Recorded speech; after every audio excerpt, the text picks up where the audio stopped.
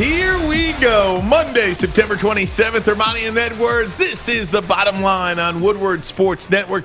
Ryan Armani. Braylon is out today. He'll be back tomorrow. Sitting in the big chair. Oh, this used to be my chair.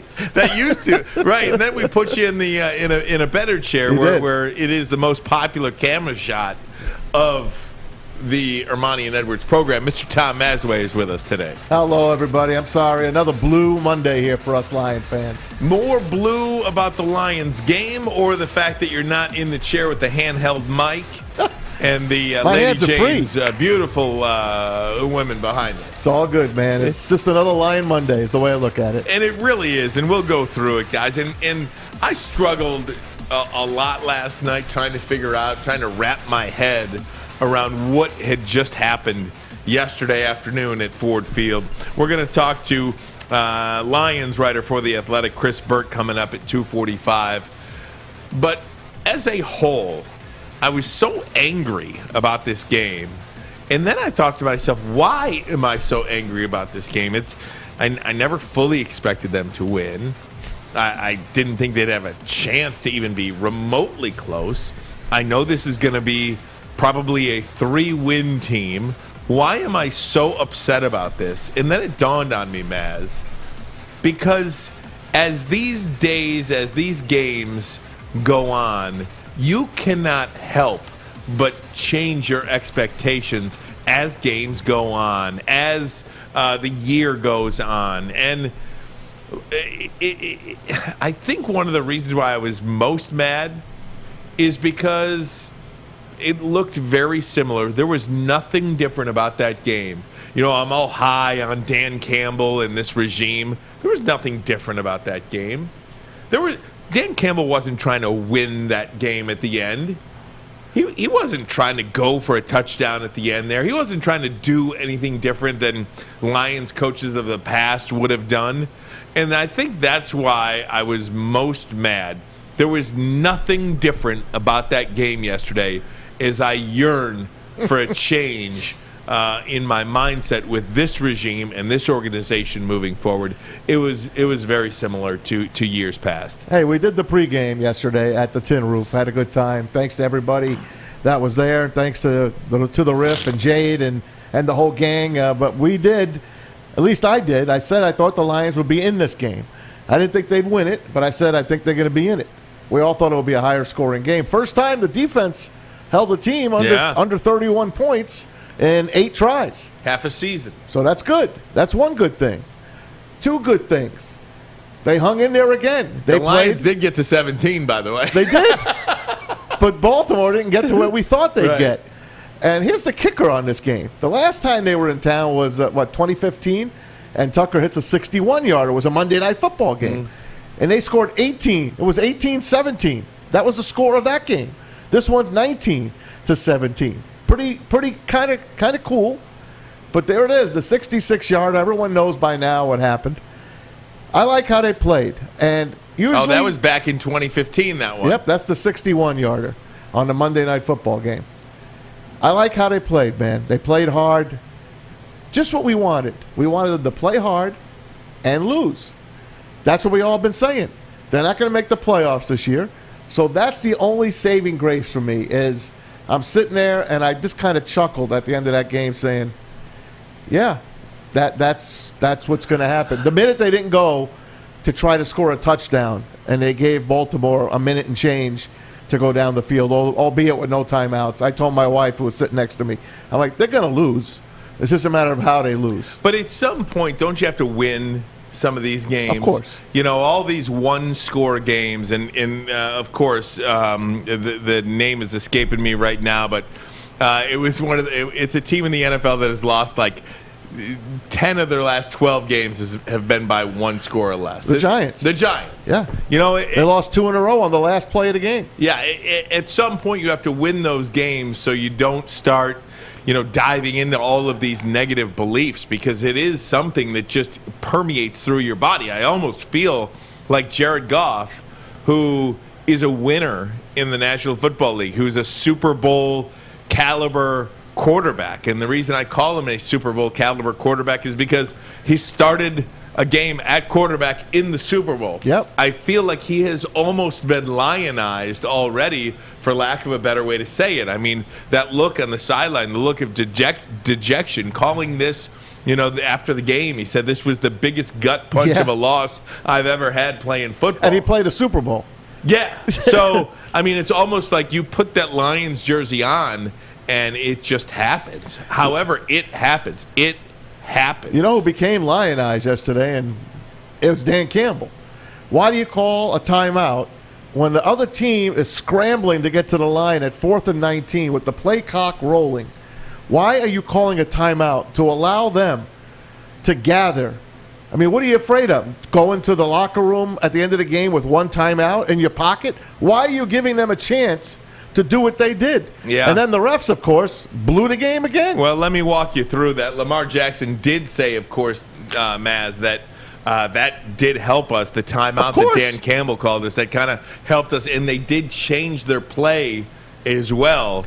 And their O-line got a breather. Yeah. They were gassed, for lack of a better word. So here you go. You knew it was over when Fox Sports threw this tweet up as well, right? During the game, upset alert, Lions.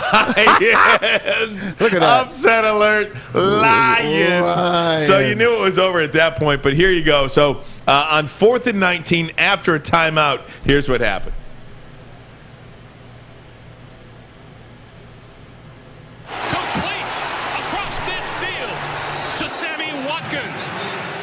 Enough for a first down.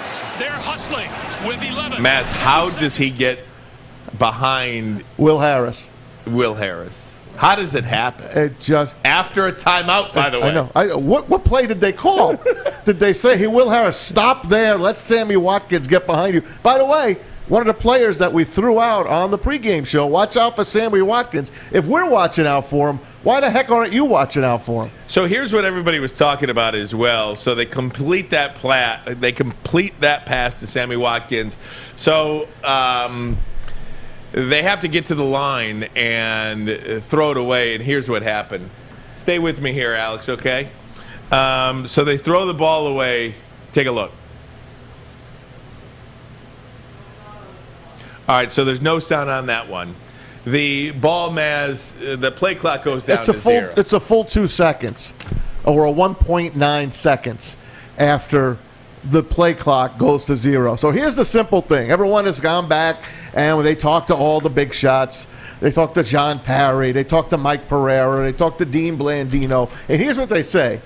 When the referee looks up at the play clock and it's ticking down to 0, they then look down to the ball to see if it's snapped within a second, because they give you a second for human error. So in reality, you have 31 seconds to snap the ball. But the Ravens had 32 seconds to snap that ball. It was a full 2 seconds. And the worst part is, play that cut again. Watch the right guard. Watch the right guard, Ryan. He jumps. Yep, right there. Yep. That's another penalty. They missed that. I never noticed that. They missed it. They missed that, and they missed the 2 seconds over. Now, listen. They didn't lose because of that, but in reality they did. Hollywood Brown dropped 2 touchdowns. Right. We already know that earlier in the game. The game probably should have been a blowout, but it wasn't. But Dan Campbell calling that timeout to allow them to set that play up, and then the referees doing what they did. It all comes together for the finale. Here it is, Justin Tucker from 66 yards out. On its way.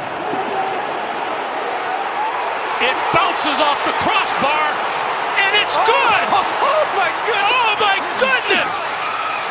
Oh, my... Did that just happen, Greg? So let me play it from a different angle. Here's how it sounded in the stadium, in the stands. Look Listen at to this. Listen to these fans.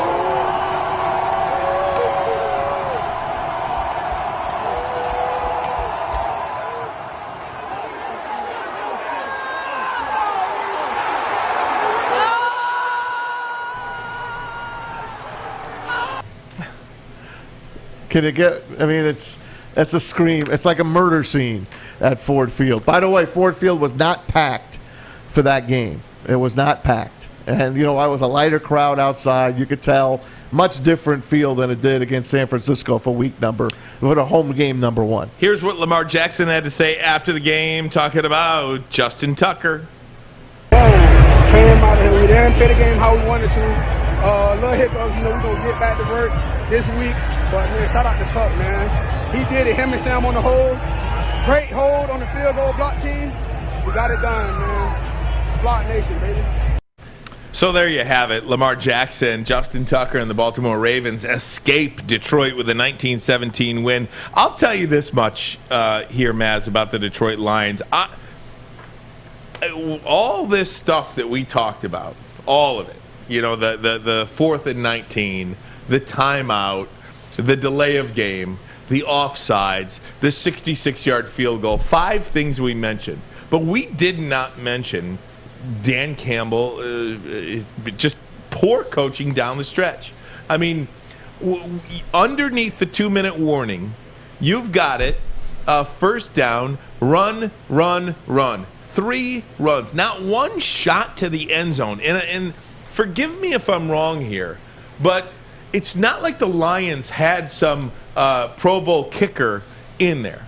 Your boy Austin Seibert was out. Poor Ryan Santoso. This guy looked like he came out of the California Penal League. But that's what I'm saying. And ultimately, he did kick the game-leading field goal in there. His longest ever, by the way. But you're telling me, as a head coach, you're going to put that on some backup kicker that was out of the league?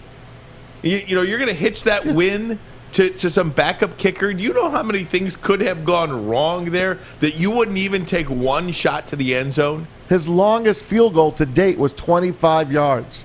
Ryan Santoso has been with 4 teams, including the Lions a couple of times on the practice squad. He came in, he did his job, but he easily could have just shanked that kick and they would have lost and been embarrassed. They didn't even try to score a touchdown. They were running 3 times in the middle of the line. It was a give up. Look, I know they were trying to, whatever they were trying to do. I mean, it's so simple to say, we got to get Baltimore to use their timeouts, and they did. 1st and 10 from the 14, run, no gain. 2nd and 10 from the 14, Jamal Williams, run 1 yard. And then 3rd and 9 from the 13, Jamal Williams, loss of 4. You're putting it on some backup kicker that you just signed from the street? And where's Swift, by the way? I mean, is he Barry Sanders? Remember they used to take Barry out on 3rd down? Why not put Swift in there on 3rd down? Put 2 backs in if you're going to run at least. At least give the other team who's getting the ball. Jamal Williams was getting the ball. It was bad coaching down the stretch. I don't think there's any other way you could look at it than that. It was an ultimate collapse. And again, this franchise finds a way to lose. Is there any positives out of this? I'm not sure you could pull any positives out of it. I'm done with the positives. And it's so easy to pile on and be negative. But I'll be damned. This is just sickening. This is just sickening what is happening with the Detroit Lions. It just seems like the same old Lions, and I hate that phrase. I never say that phrase. I know. But you tell me I'm wrong if that wasn't same old Lions all over sure again. Looked like it. A lot going on with Calvin Johnson as well. The halftime ceremony, we'll get to that. That was a beaut. But it was a beaut. But more Lions talk coming up because I'm just starting to get pissed again just thinking about it. You're getting lathered up? I am getting lathered up now. Now I'm mad. I don't blame you. It is what it is. Armani and Edwards, Braylon out today. Here's Maz. He's with us on the big desk today. Armani and Edwards, Woodward Sports Network. Fellas, football season is here. It's time to make your grooming experience easy like Sunday morning. Get to Lady Jane's Haircuts for Men. Walk in, relax, watch your favorite team play, and before you know it, your hair will be game ready. Get to Lady Jane's, open 10 to 8, 7 days a week. Make sure you download the Woodward Sports app in the App Store and the Google Play Store today. Take Woodward Sports with you wherever you go and listen live on your phone or mobile device.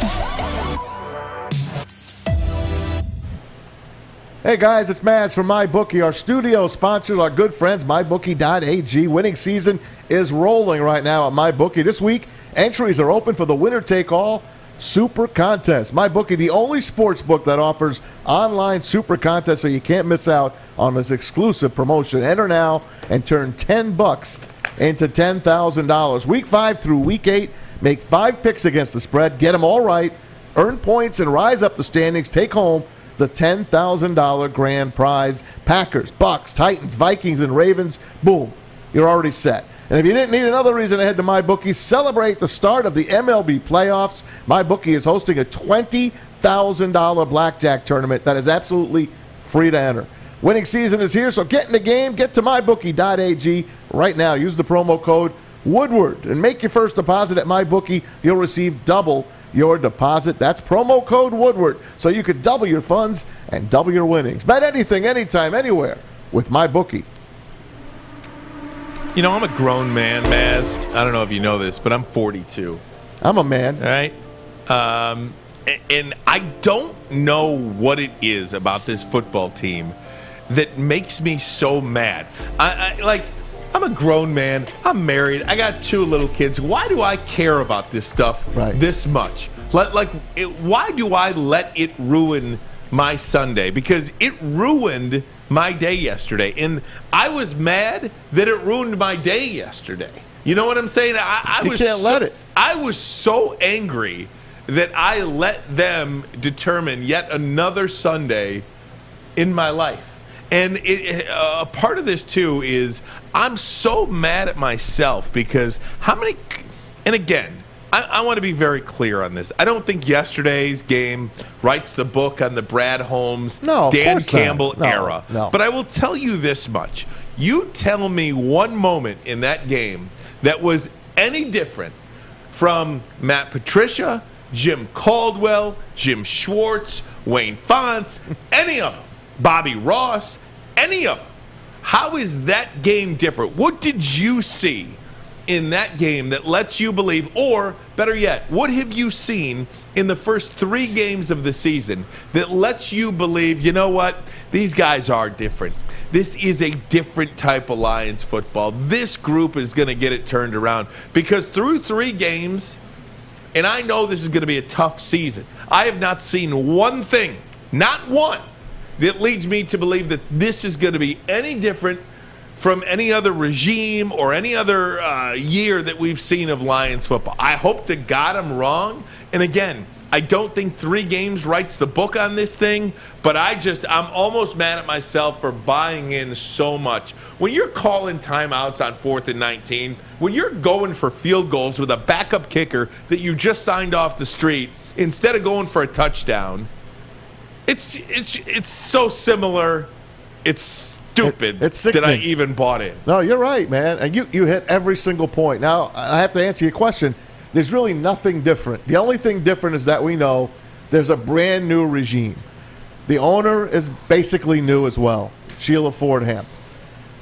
Brad Holmes, he brings in Dan Campbell. We all buy into Dan Campbell. He brings in this bunch of ex-players as coaches. We all like them all. I mean, Deuce Staley left the same job in Philly to come here to work for this guy. There's people all over the place coming here to work for this guy. That's the main difference. Because the other guy that came, Patricia and Quinn, they were way over their head. Let's just leave that. And then if you go back to Jim Caldwell, we all know he was not a great game manager. Good man, people loved him, and he had a good team. 5-23 against teams that finished with winning records.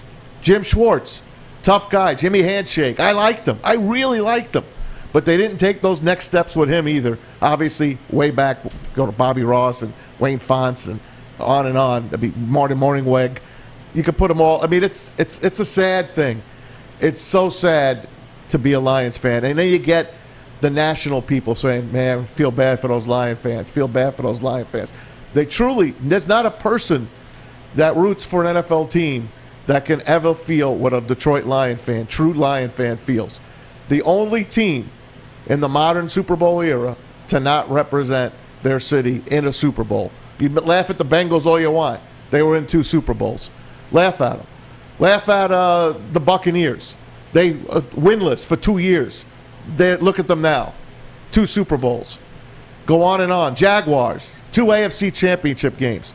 We got 1 championship game. It was 1991 with one of the better Lion teams of all time, and they got to 1 NFC championship game. This team, it's the same thing. It's 3 weeks, but again, it's brand new, right? I have to tell you this. It's new. No. And we have to pray that Dan Campbell is going to learn from what he did wrong yesterday.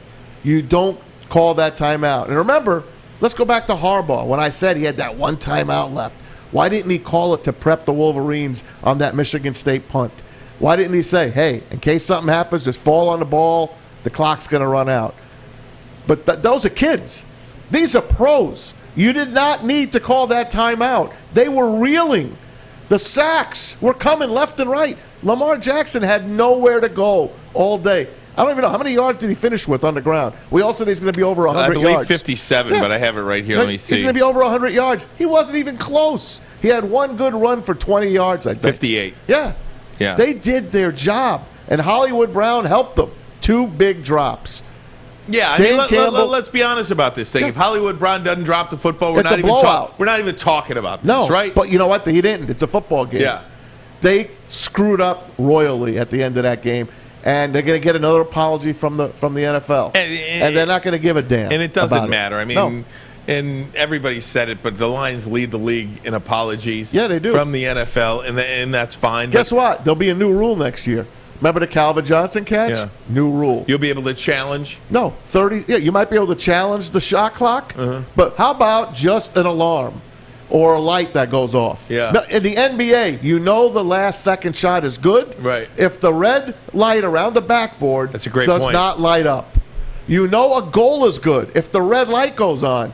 But if the green light goes on, it's no goal. It's the end of the game, end of the period. The NFL is looking at 7 old guys that have other jobs on a Sunday to come and call a perfect game. We still have the chain gang. How are we using a chain to measure first downs? With everything that we have, all the stuff that we have, and we're still using a chain to measure a first down. Yeah, it's really disgusting what happened yesterday on the field. And again, you know, I feel like I need to hammer this point home. I don't believe 3 games of year 1, which we expected to be a terrible year for the Detroit Lions, is going to write the book on this regime. My only point is there is nothing that I've seen through 3 games that leads me to believe this is any different. They're not they did tear it down, man. No, I know. There's not a lot of talent on this team. But there's nothing in-game that leads you to believe oh, man, this feels different. Yeah, they really get it. They're before the – here's a perfect example, okay? They're lionized. So last night I'm watching Packers and 49ers. What a finish. Okay? Packers and 49ers. And take the talent out of this thing here. You've got a San Francisco team that at the end of the half, I mean, balls? They don't. Yeah, 17-0. They're down. But again, 17-0. They're down.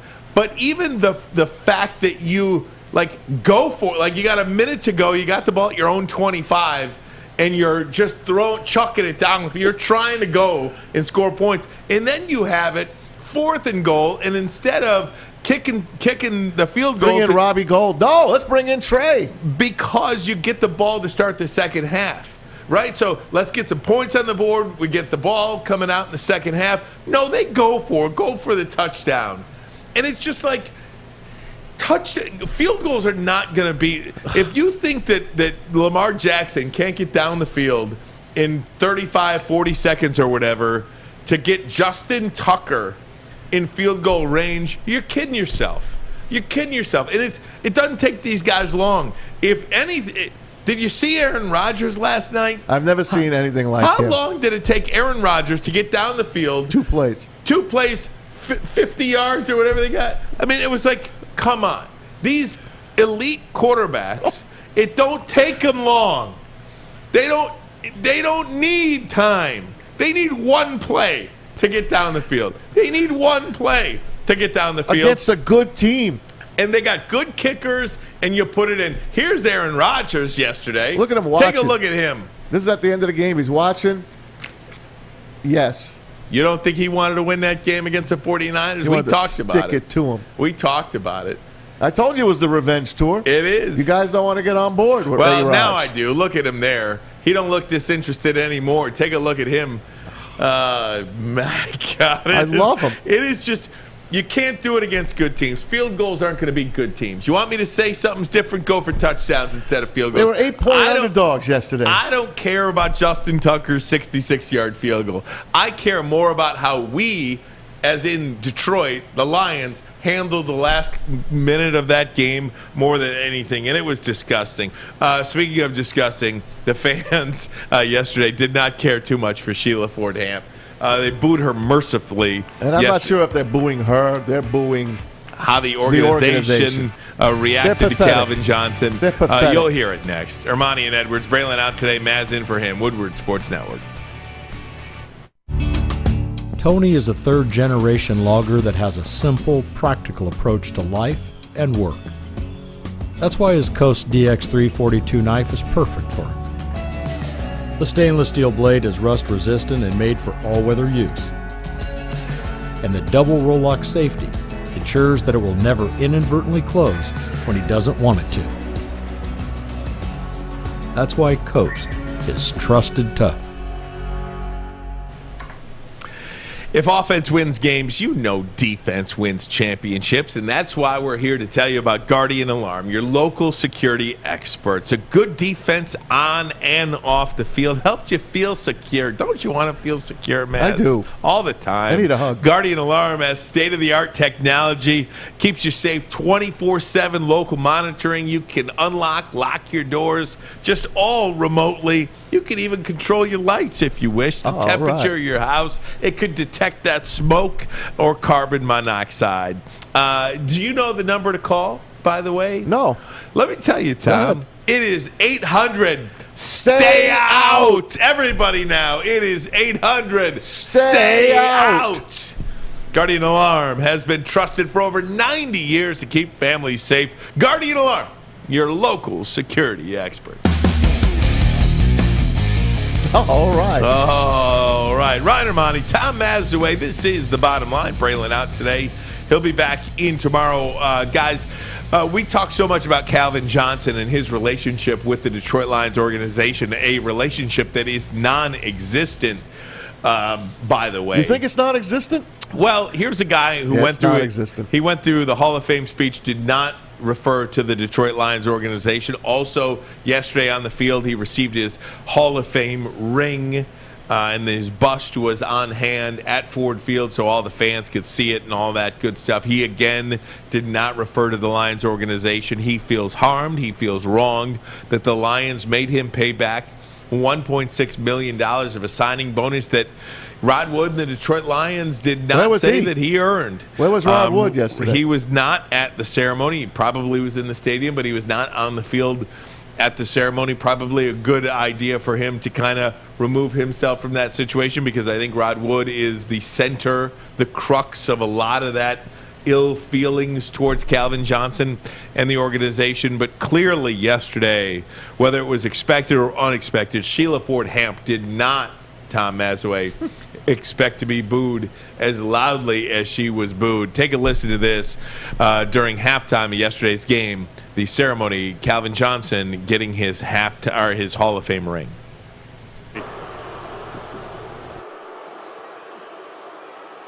Thank you, Dennis.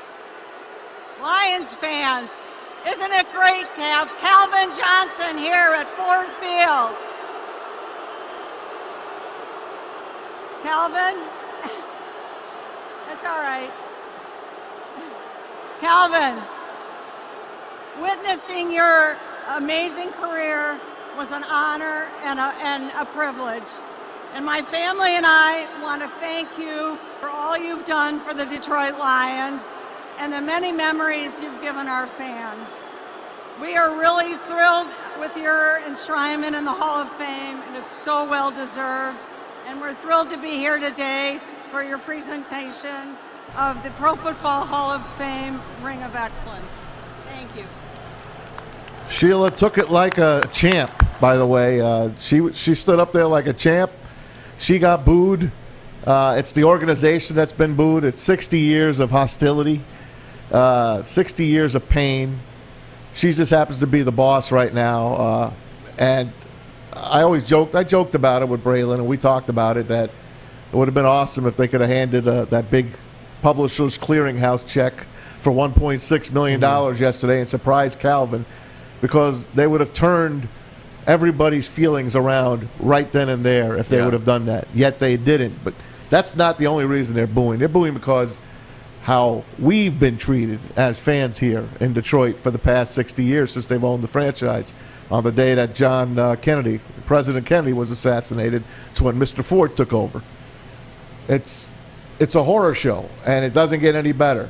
It's the only team, like I said, to not make a Super Bowl, not even an appearance. To make it close just one time out of those 60 years, it's a disgrace. And to treat Barry Sanders like they did, I know he retired unceremoniously a day before camp. I'm sure he told a lot of people prior to that, look, I don't think I want to play anymore. I'm sure the word got back. They just didn't believe him. They didn't pay him his bonus. And then Calvin Johnson, body breaking down, hands mangled. He's tired. He forced another year. Got another year out of him, played awesome with Matthew Stafford. And what did they do to him? They short him $1.6 million. And it's a sin, and it's an embarrassment, and it's not a good franchise. And that's why you're getting booed, Miss Hamp. You know, and just to clean up the story a little bit, the Detroit Lions organization did offer Calvin Johnson $1.5 million, essentially broken up in exchange for 27 hours of appearances over the next couple of years and a nice donation to his foundation, so which he declined. He didn't do enough prior. And that's what his argument was. No, I want that money for nothing because he believes he earned it. And look, Calvin Johnson, Detroit Lions organization, if you're a fan base, whose back are you going to have, of course, on that one? And clearly you could see the respect when Calvin Johnson gets introduced yesterday, what side the fans were on. This is not just some ordinary piece of jewelry. On each side is a Hall of Fame emblem, logo, and on the other side is a likeness of Calvin's bust. On the inside is his selector number again, number 349. On the outside is also his name, the years that he played in the league, among other things. There's a lot of information on this one big ring. So anyway, without further ado, it is my great pleasure to provide this ring to Calvin Johnson on behalf of the Pro Football Hall of Fame, all of your fellow Gold Jackets, the Detroit Lions, and fans all over the globe. We thank you, Calvin. Thank you for being so good for the game of football, and thank you for being such an inspiration to others. Thank you.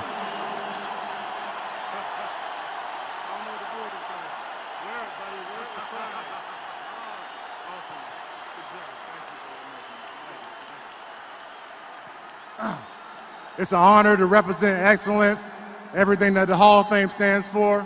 It's an honor to represent Detroit. I love you guys, and it's an honor to represent the NFL and the Johnson name on my back. I love you guys. I love the energy that y'all brought every Sunday. I miss you guys, and I look forward to great things in the future here in Detroit. So Calvin Johnson gets widely cheered. Sheila gets terribly booed. You know, did you see him in the background, by the way? There's another angle. Yeah, where he's he's just trying to tell the crowd, calm down. And then at the end of Sheila's speech, you hear just this. It's just him clapping. Right. There's not another clap going on in the entire 60,000 people that were there. That's truly an indictment on what you stand for. You know, as a bit, like, I'm trying to put myself in Sheila Ford Hamp's shoes for a second, and it's impossible to do. And like I said, she took it like a champ, by the way. She's a pro. She did, and this isn't on her, but it's not like she's a new owner, okay? This is right. She's been around. She's been around for a little while. You know what I mean? She's been around for a little while, and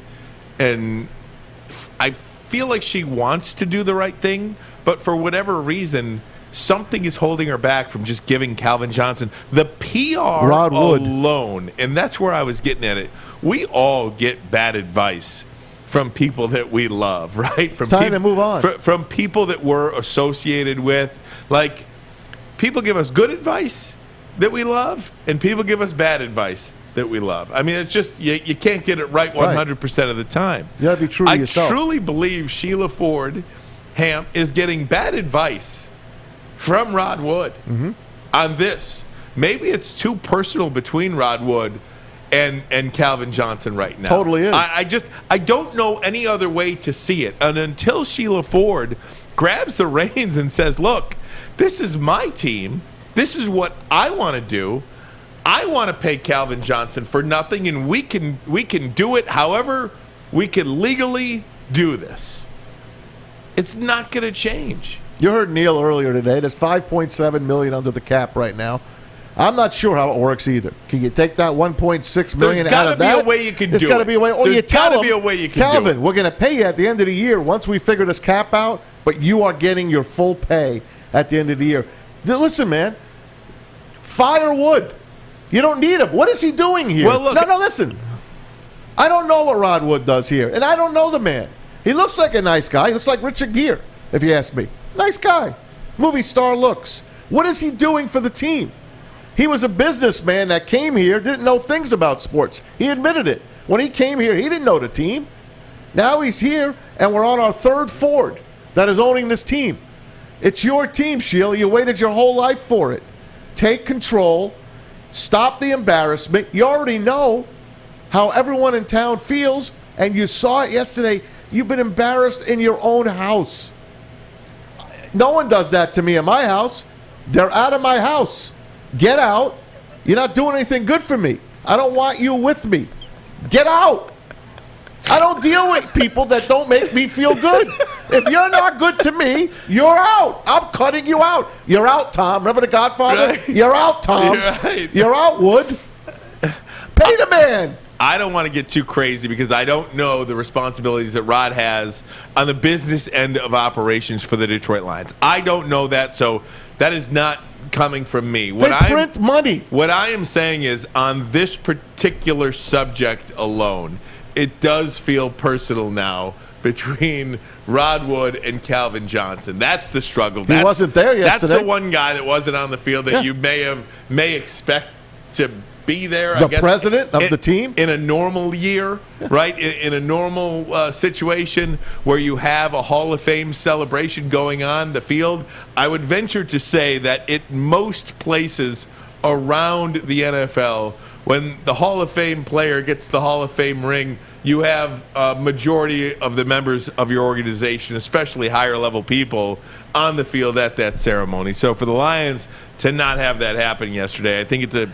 it's definitely a bad. Did you notice the bottom line yesterday on ESPN? They have the scores going by, and once they got to the Lions score, it said Lions lose 19-17 to the Ravens. Justin Tucker kicks a NFL record 66-yard field goal with no time left to win it. Follow that, it says Lion fans mercifully boo owner Sheila Ford Hamp at halftime of Calvin Johnson ceremony. That's part of the follow now. So now the whole nation knows. This was on YouTube. It wasn't on CBS, but the Lions put it out on YouTube yesterday so we could all enjoy the ceremony. So I went to it and watched it live. And Alex Mayer, you were at the game. Put your mic on. Tell me how it sounded and what it looked like. The booing was so loud in the stadium that I couldn't even hear out what Sheila Ford was saying over the mic. It was that bad. And most people had that same sort of recollection who were in the stadium yesterday. Because I asked him, did you tape it? He said no. I got to get to a break. We're going to have Chris Burke, Lions writer from The Athletic, coming on in about 5 minutes or so. I came to a realization yesterday that I've never had before, and I think I wasn't going to say it today, but I'm going to say Thank you. I'll do it next. Armani and Edwards. Braylon, I wasn't going to say this today, publicly, but I'm going to say. Matt Millen say I want to win now? I want to win. I want to win now. I was not going to say this, but I'm going to say it next. I can't not. Armani and Edwards, Braylon out today. I'll be back tomorrow. Pathetic. Maz in for him. We'll do it next. Woodward Sports Network. Pathetic. Do you know why realtors love using Hall Financial as a lender? Because of our commitment to speed and service. We have nearly 4,000 five-star reviews already. Call today, 248-308-5000, or go to callhallfirst.com. Make sure you download the Woodward Sports app in the App Store and the Google Play Store today. Take Woodward Sports with you wherever you go and listen live on your phone or mobile device.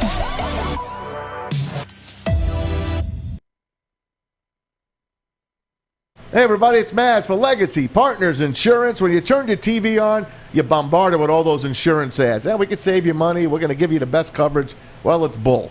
Legacy Partners Insurance, a local agent that knows the local insurance market. They've been around for over 100 years, so you can trust their reputation. They're independent, so they get the carriers to compete for your business. Trust them. Legacy Partners Insurance. Make the call. It's free. It doesn't cost you a penny. 586-209-4106 or go online to legacypartnersins.com/Woodward Sports and then fill out the information. Someone from Team Maz or Team Kennedy now will take care of you. I promise. Legacy Partners Insurance. Tell them Woodward Sports again. Tell them Maz sent you. Yesterday I'm watching this game, and I think it was when the videos and all of the comments came through after the boos for Sheila Ford. And then the way the game ended, I came to this realization, and this is not going to be anything new for many people, but for me it is new because I just never felt that it was realistic, and it's probably still not realistic at all. But I'm almost at the point now where I'm resigned to the fact to know that the Detroit Lions are not going to be a championship level contender even 1 year, let alone year in and year out, until they sell the team, until the Fords sell the team. I was going to say that because there's no.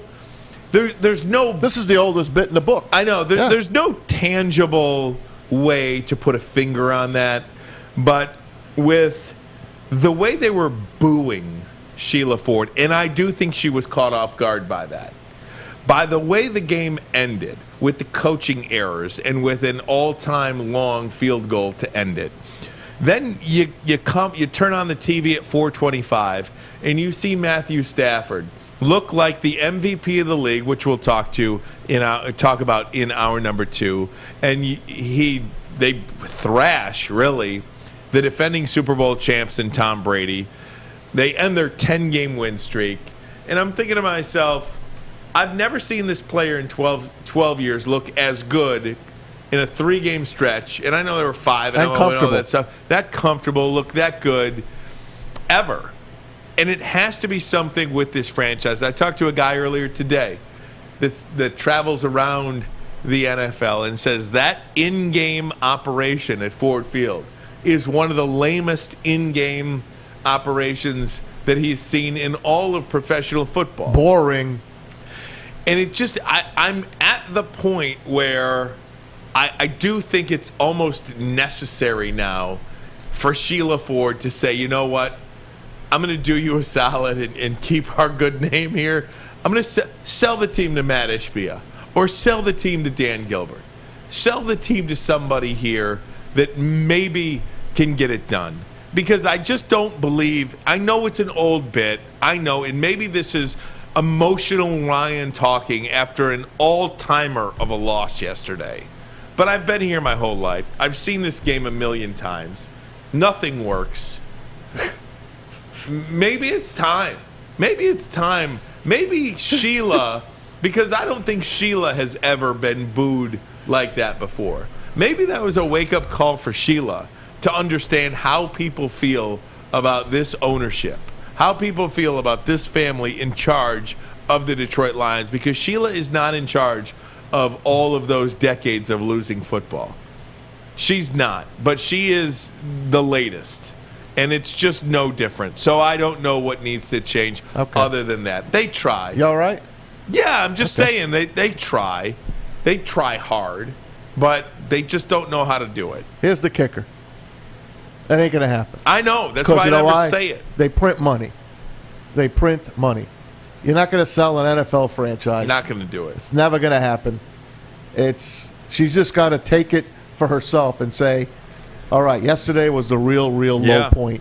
in this franchise's history for me to be booed, because when you want to get a cheer, you introduce a U.S. veteran in the audience.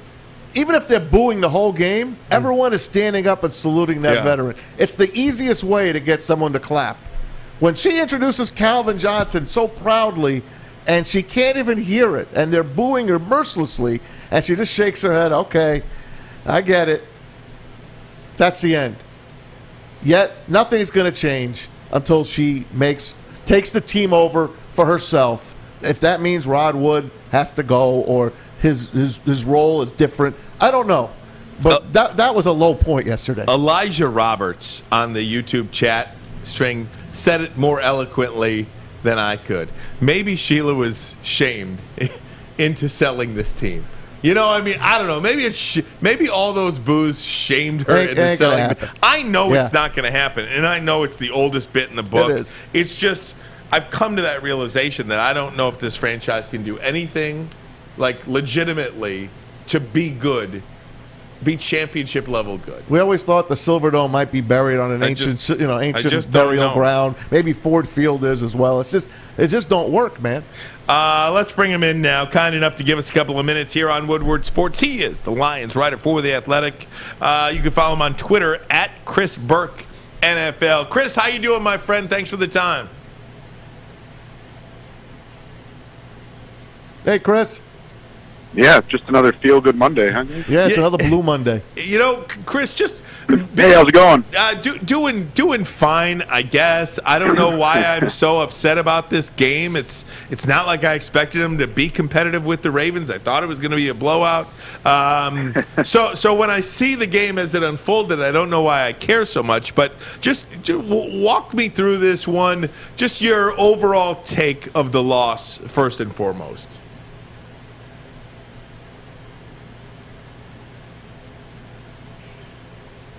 Yeah, I mean, I think that it's. I think there were some positive signs there. I mean, I think that they played well in the second half. I think you got to take a lot of good things away from what the defense did. That's a tough offense to defend. I think Aaron Glenn had a nice game aside from the handful of breakdowns that they had. But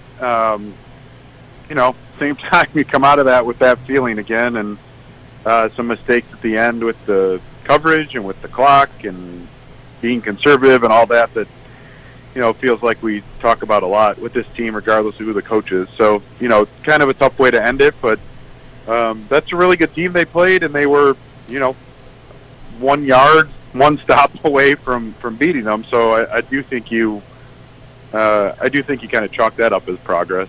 Chris, one of the problems I had with that game yesterday at the end of the game was the coaching and really trying to play for a field goal, first and 10 from the 14, second and 10 from the 14, third and 9 from the whatever, third and 9 from the 13, whatever it was. He lost 4 yards. Run -4. I mean, it's just like, and then the timeout on 4th and 19. Dan Campbell, the way he coached the end of the game yesterday. What did you make of that?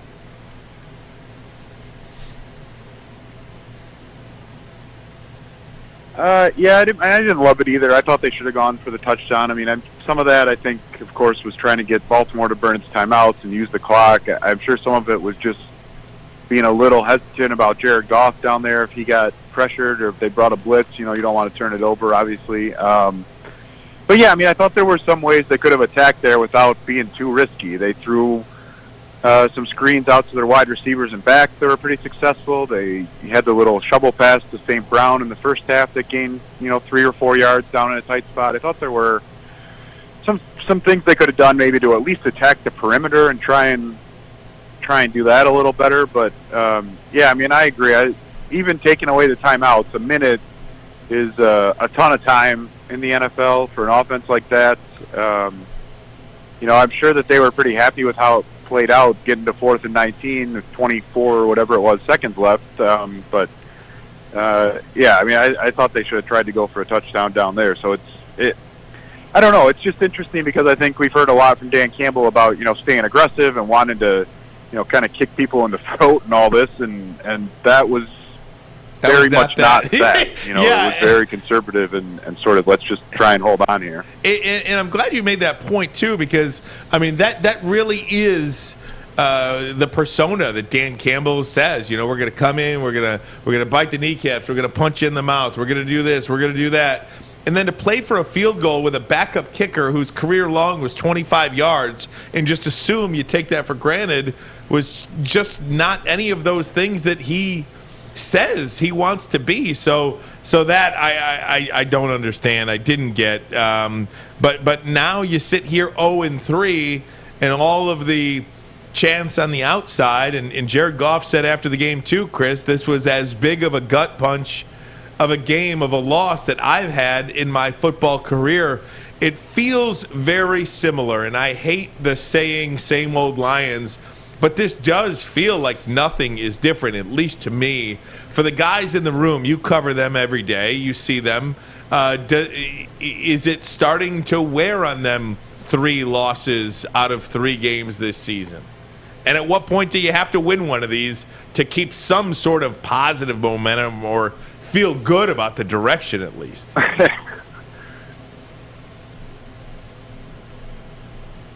Yeah, that would help. I mean, I think we're going to find out, right? I don't know. I mean, I think that they do. There's definitely still a very different vibe than what there was with the previous regime, and that hasn't gone away. I mean, I think that's both the coaching staff and some of the players that they brought in here. I think that's part of why, for as much criticism as Jared Goff has gotten, I think that's part of why he's here, because I think they knew that he could handle this if it didn't go well, and he'd be a good guy in that locker room and all that. So I think that the vibe, you know, we haven't been out there around them yet this week, but I think the vibe is still better. It feels better than it did at any point, really, under the previous regime. So I think that that's still there. But, yeah, I mean, this is kind of one of those, you know, he said gut punch. This is kind of one of those gut check moments. Like, are you going to turn around and give a good effort here? Because, you know, you look at their schedule, and that Rams game is probably going to be terrible. But the rest of this next, you know, 5, 6, 7 games here, there's some winnable ones, including Chicago this week. So we'll find out. If guys are already starting to throw it in, this is going to get pretty ugly. But if they keep playing with some of this effort we've seen from them, and, you know, the locker room's as positive as they keep telling us it is, you know, it wouldn't surprise me if they find, you know, 2 or 3 wins over this next stretch. So I don't know. We're going to find out sort of what progress they've made in that, you know, kind of mental and emotional aspect of things. Chris Burke joins us, The Athletic. He covers the Lions for The Athletic NFL. Chris, the halftime, we talked about it. I wanted to get your take on it. You were there with the boos raining down on Sheila, and then the cheers for Calvin, and he's trying to calm the crowd down. And it had to be an embarrassing moment for them.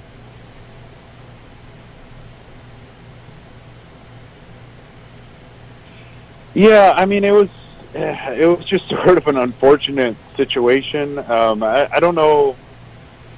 I guess I was surprised that it was that the boos were that hearty. You know, especially with, like you said, Calvin trying to get everyone to kind of calm down. And, you know, I thought maybe Sheila would get a little more of the benefit of the doubt just because of the changes she's implemented here and is trying to, I think, establish her own path that's separate from what's been done here before. But at the same time, you know, it's still the same family and ownership, so I understand the frustration there. But yeah, I mean, I thought it was definitely unfortunate. I do think, like I said, she's really tried, I think, to figure out a way to make this better top to bottom. And maybe fans are past the point of being patient with the Fords in general. And again, I understand that, but I think that maybe was the disappointing part. But again, at the same time, I think they had to have been prepared for maybe not the warmest of welcomes. You know, Rod Wood wasn't down on the field. Maybe he kind of sensed what was coming, but it was interesting, and it was loud. It wasn't just a few boos. It was a lot of people booing. Hey, Chris, tell us a little bit about Penei Sewell, Derek Barnes yesterday. What was your take on them? I know they weren't highly graded by the Pro Football Focus guys, and what was your take on their game yesterday?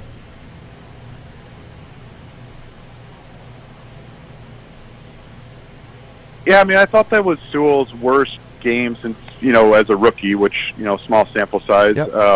And a little different matchup for him than the first two games. There was a lot more, Baltimore brings a lot of exotic blitzes there that the Lions obviously had trouble with. They've got some speed guys off the edge, which, that's sort of always where it looked like he might struggle as a rookie, is the guys who could just really burst off the ball and bend the corner. I think he's held up well, even against, we saw Nick Bosa, guys that maybe tend a little bit more towards the power rushes or want to get in there with their hands and things like that. I think he's been pretty good against, but the speed guys gave him some trouble. So I don't know that it was that surprising. I thought he did his job really well in the run game again, which I think they know is going to be there week to week. So nothing that, I don't think it was egregious. I don't think it was a horrible game. I just think it wasn't necessarily as well as he's played in week 1 or week 2. And Barnes, again, some nice things and some stuff that you'd like to see him be better at. They're still having problems. No matter which linebackers are out there, they can't seem to figure out how to cover a tight end between the second and third levels. He was out there for a few of those breakdowns, and he got kind of knocked back a couple times by Baltimore's tight ends getting in there and getting their hands into his pads and sort of driving him out of the run gap. So stuff that's going to need to get better if he's going to stay in the starting lineup. But again, first start, I thought he was all right. I thought he made a couple plays and got in there. And just as a whole, the linebacker play was way better than it was in Green Bay. So I think you give him some credit for that too. Hey, Chris, Taylor Decker was on the field working out yesterday, did have the big balloon or whatever on his hand, but he is eligible to come off IR, I believe, today. Do we anticipate, has there been any word of that at all today, or do we expect him to play this week against Chicago?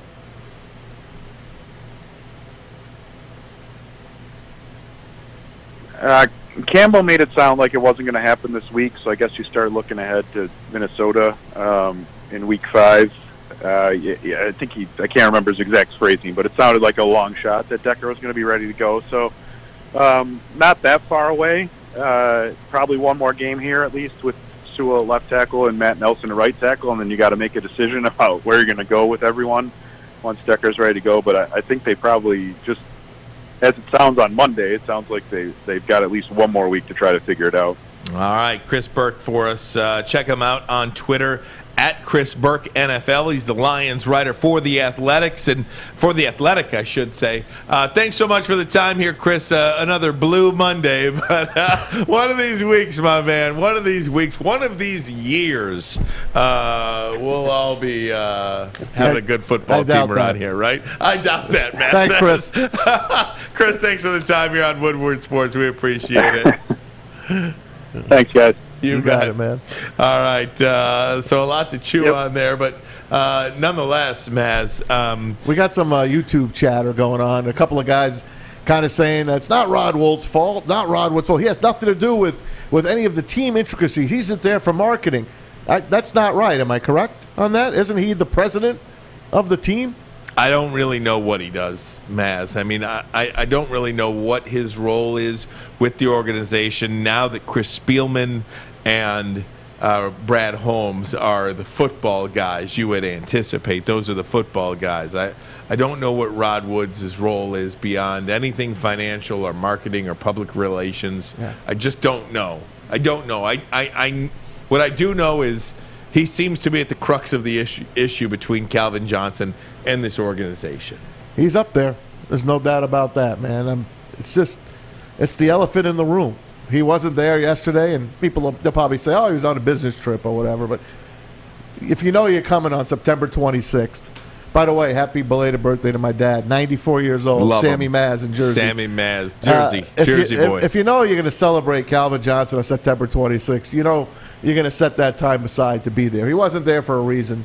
It's because he knew he would get booed mercilessly. And maybe Sheila thought, I won't get booed. You know, yeah, right. One of the things that I think, Chris said that was eye-opening is that, yeah, I think Sheila was taken off guard by the amount of merciless boos that was rained down upon her. If you see her face, she goes, oh, okay, okay, I get it. And it just kept going. Kept coming. And then it stopped dead Once Calvin came out, it was a beautiful thing again. Yeah, crazy, man. And the Hall of Fame guy, you could see he was embarrassed. Yeah. It's just a head scratcher of an organization, man. A head scratcher of an ownership that has lasted much longer than you think it probably should have. By the way, Calvin Johnson will be live on our air here on Woodward Sports this Thursday at noon with Big D Energy. A surprise coming up, but Calvin will be on live with the boys. That's great stuff. Okay, so we'll check in with Calvin on Big D Energy at noon on Thursday. Maz, want to get to some college football? I was over there at the Big House in Ann Arbor. You know where that is? I do. I saw you there. Oh, I was right. in East Lansing. I was all lathered up on Saturday. All right. We'll talk Michigan Rutgers. We'll talk Michigan State Nebraska. And Matt Stafford. Oh, yeah. A lot to get to on a Monday here in the Motor City. You are listening to Woodward Sports. I'm Ryan. He's Tom Braylon off today. He'll be back tomorrow. We'll check back with you. Hour number 2 in seconds. See ya. Opa, introducing Papa Romano's new Greek pizza, a tasty blend of bold Greek flavors and Mediterranean toppings, including feta cheese and Greek dressing. Get a large Greek pizza for a limited time for $16.99. Order now at paparomanos.com. Make sure you download the Woodward Sports app in the App Store and the Google Play Store today. Take Woodward Sports with you wherever you go and listen live on your phone or mobile device.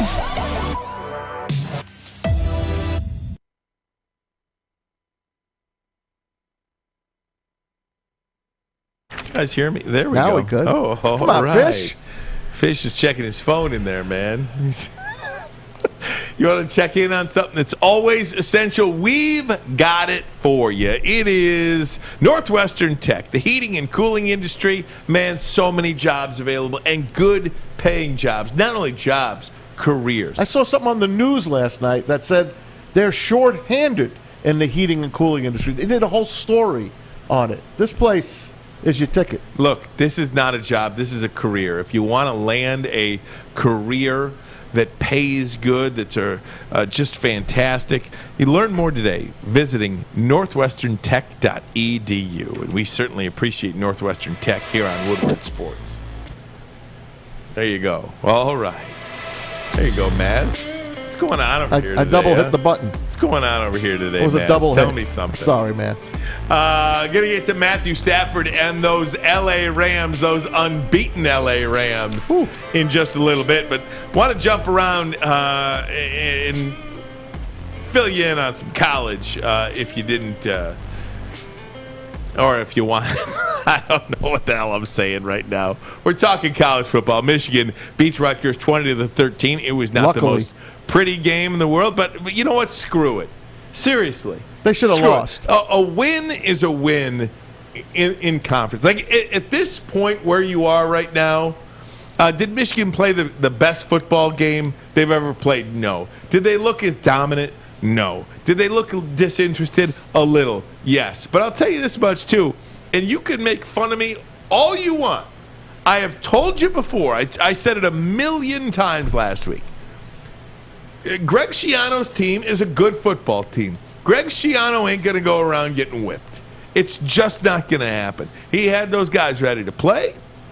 And conversely, Maz, Michigan, you're going to have a stinker every now and again. And if you could win, though, if you're good enough to have a stinker and still win a conference game, I'll take it. I am not going to flip out over Michigan's win against Rutgers. They sure looked good the first time they had the ball, held the ball for almost 7 minutes in the quarter. And then Rutgers got it, and they went down the field themselves. They wound up getting a field goal. Could have probably had a touchdown on that. But the way the second half went, bro, they had 14 yards into the fourth quarter. 4 straight 3-and-outs. That's you can't do that. Can't do it.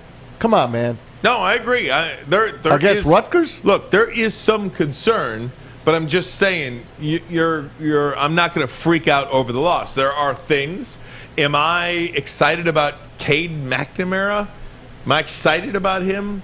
No, I don't find him to be the biggest playmaker in the world. I find him to be an average quarterback. And can you win? A game manager? Game manager. I don't like that phrase, but that's kind of what he has become, right? A game manager. He does what he's been asked to do to win games, and he's doing it. Although, at some point that'll probably catch up to you being a game manager, because I think specifically in college football, at least too, you need that position to make plays for you. And I have not seen many athletic great plays. I mean, I'll tell you, I was at the game and there were... You were on the game. I saw you on the big board. I was on the big board. You got a rousing ovation as well. Isn't that something? I'm telling you. Thank you to the folks in Ann Arbor. Certainly appreciate that. But, Maz, on these read option plays, he didn't keep one of them. And if he could have kept He's one... not reading. What are you reading, dude? I mean, when you watch, if you just keep one of them, you're still running right now. How about that freshman quarterback for Rutgers? He is the opposite of Cade. Mm-hmm. This kid makes plays. I loved what he did. I loved how Rutgers played in this game. Obviously, I thought they should have won the game. Michigan, great Matt, first half. Were you rooting for Rutgers? There was a part of me at the end of the game that was kind of like, you know what? Stop. I felt bad for them. I'm a Jersey guy, man. There's some part of me. My sister's a Rutgers girl. There's a part of me that wouldn't have mind if they're going to lose a game, lose to that one. But nonetheless, as you said, McNamara did not do what I thought he would be doing at this point. And you got a kid on the bench that supposedly is your wild card, is your guy going forward, in J.J. McCarthy. And you didn't have a chance to bring him in this kind of game because it was not a blowout. This is a real team you play. I almost, whether it's, the Detroit Lions or the Detroit Pistons or the Detroit Tigers, all of our teams, they always seem there's always a better guy on the bench, isn't there? Like Michigan, doesn't it feel like there's a better guy on the bench? Doesn't it? Don't you feel right now like Michigan has a better quarterback on the bench? They better than they do on the field right now. It's just it's how it feels. Again, can you win with Cade McNamara? I think you can. I hope you can. I want them to, and I believe they will. I don't think he's going to beat you, but is he going to make that play for you to win you a football game in Madison or in State College or at East Lansing? We're going to find out. Right? Yeah, I mean, and I just hope there doesn't come the scenario in which you have Drew Henson in the game, and then you need Tom Brady to bring you back, and Tom Brady brings you back, but you fall short still, like they did, and I think that was the '99 game.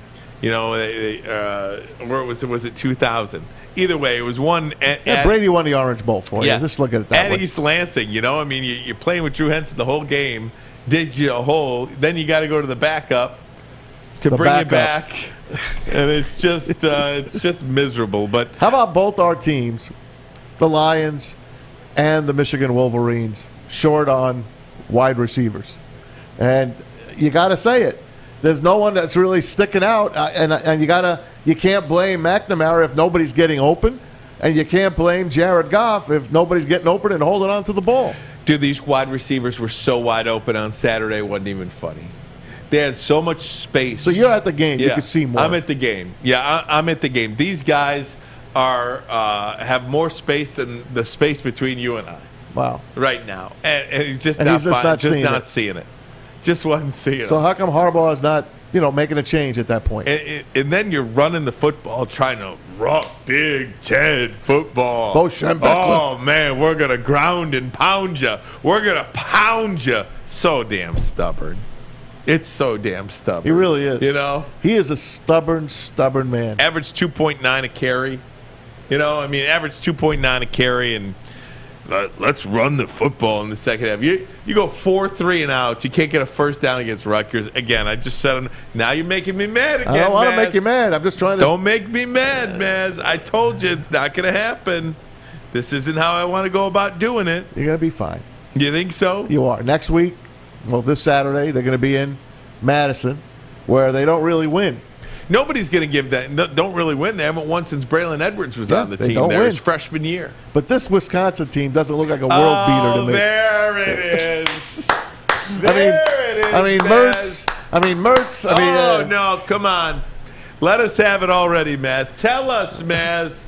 Tell us how it's going to be. We already know. Well, look what Notre Dame did to them. Michigan's going to win on Saturday. That score was way close. That score did not indicate how close that game was at all. 2 interception returns for a touchdown in the final 4 minutes of the game. That game was close. I know. I watched it on the side. Nope. I'm telling you right now, Michigan is going to go to Wisconsin. They're going to win the football game. And you know what I'm going to hear on Monday?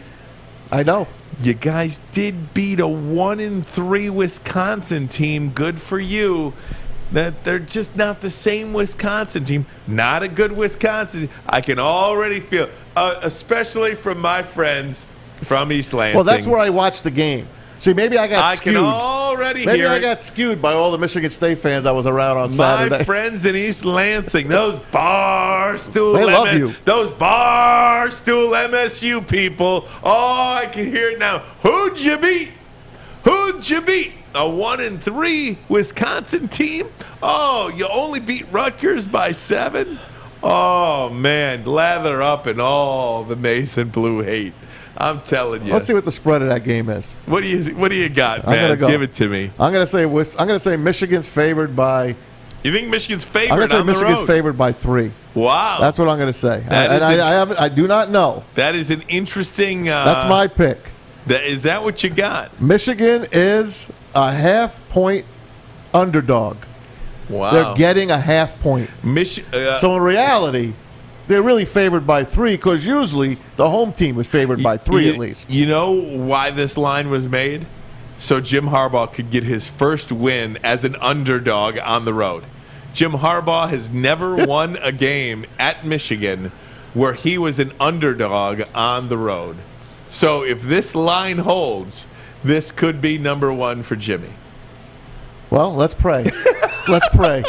But it's a pick-em, all right? It's a pick-em. Excuse me. That's why they got it. That is so good. But yeah, look, I can already see it now. Michigan State, they hang on.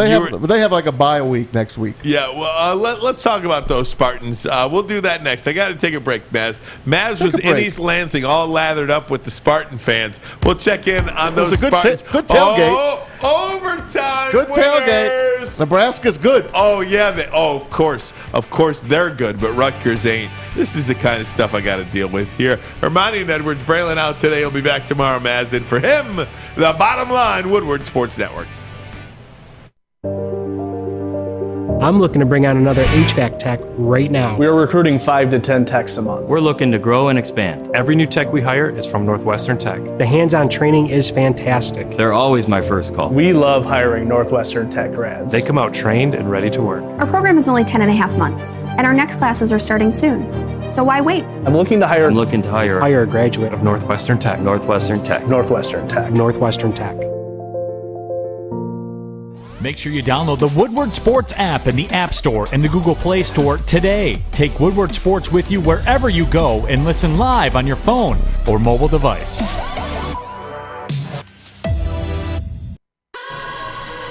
Michigan State Spartans improved to 4-0 on the year, 2-0 in conference. They beat the Nebraska Cornhuskers under the lights at Spartan Stadium 23-20 on Saturday night. Michigan State improves. They are now number 20 in the AP poll. By the way, Michigan is number 14. How did they move up in the AP poll? People are losing, man. Like Clemson. I mean, college football is insane right now. I have told you we'll talk about college football as a whole if you want, Maz, coming up in a little bit, but I want to stick to the Spartans here if I could. Please do.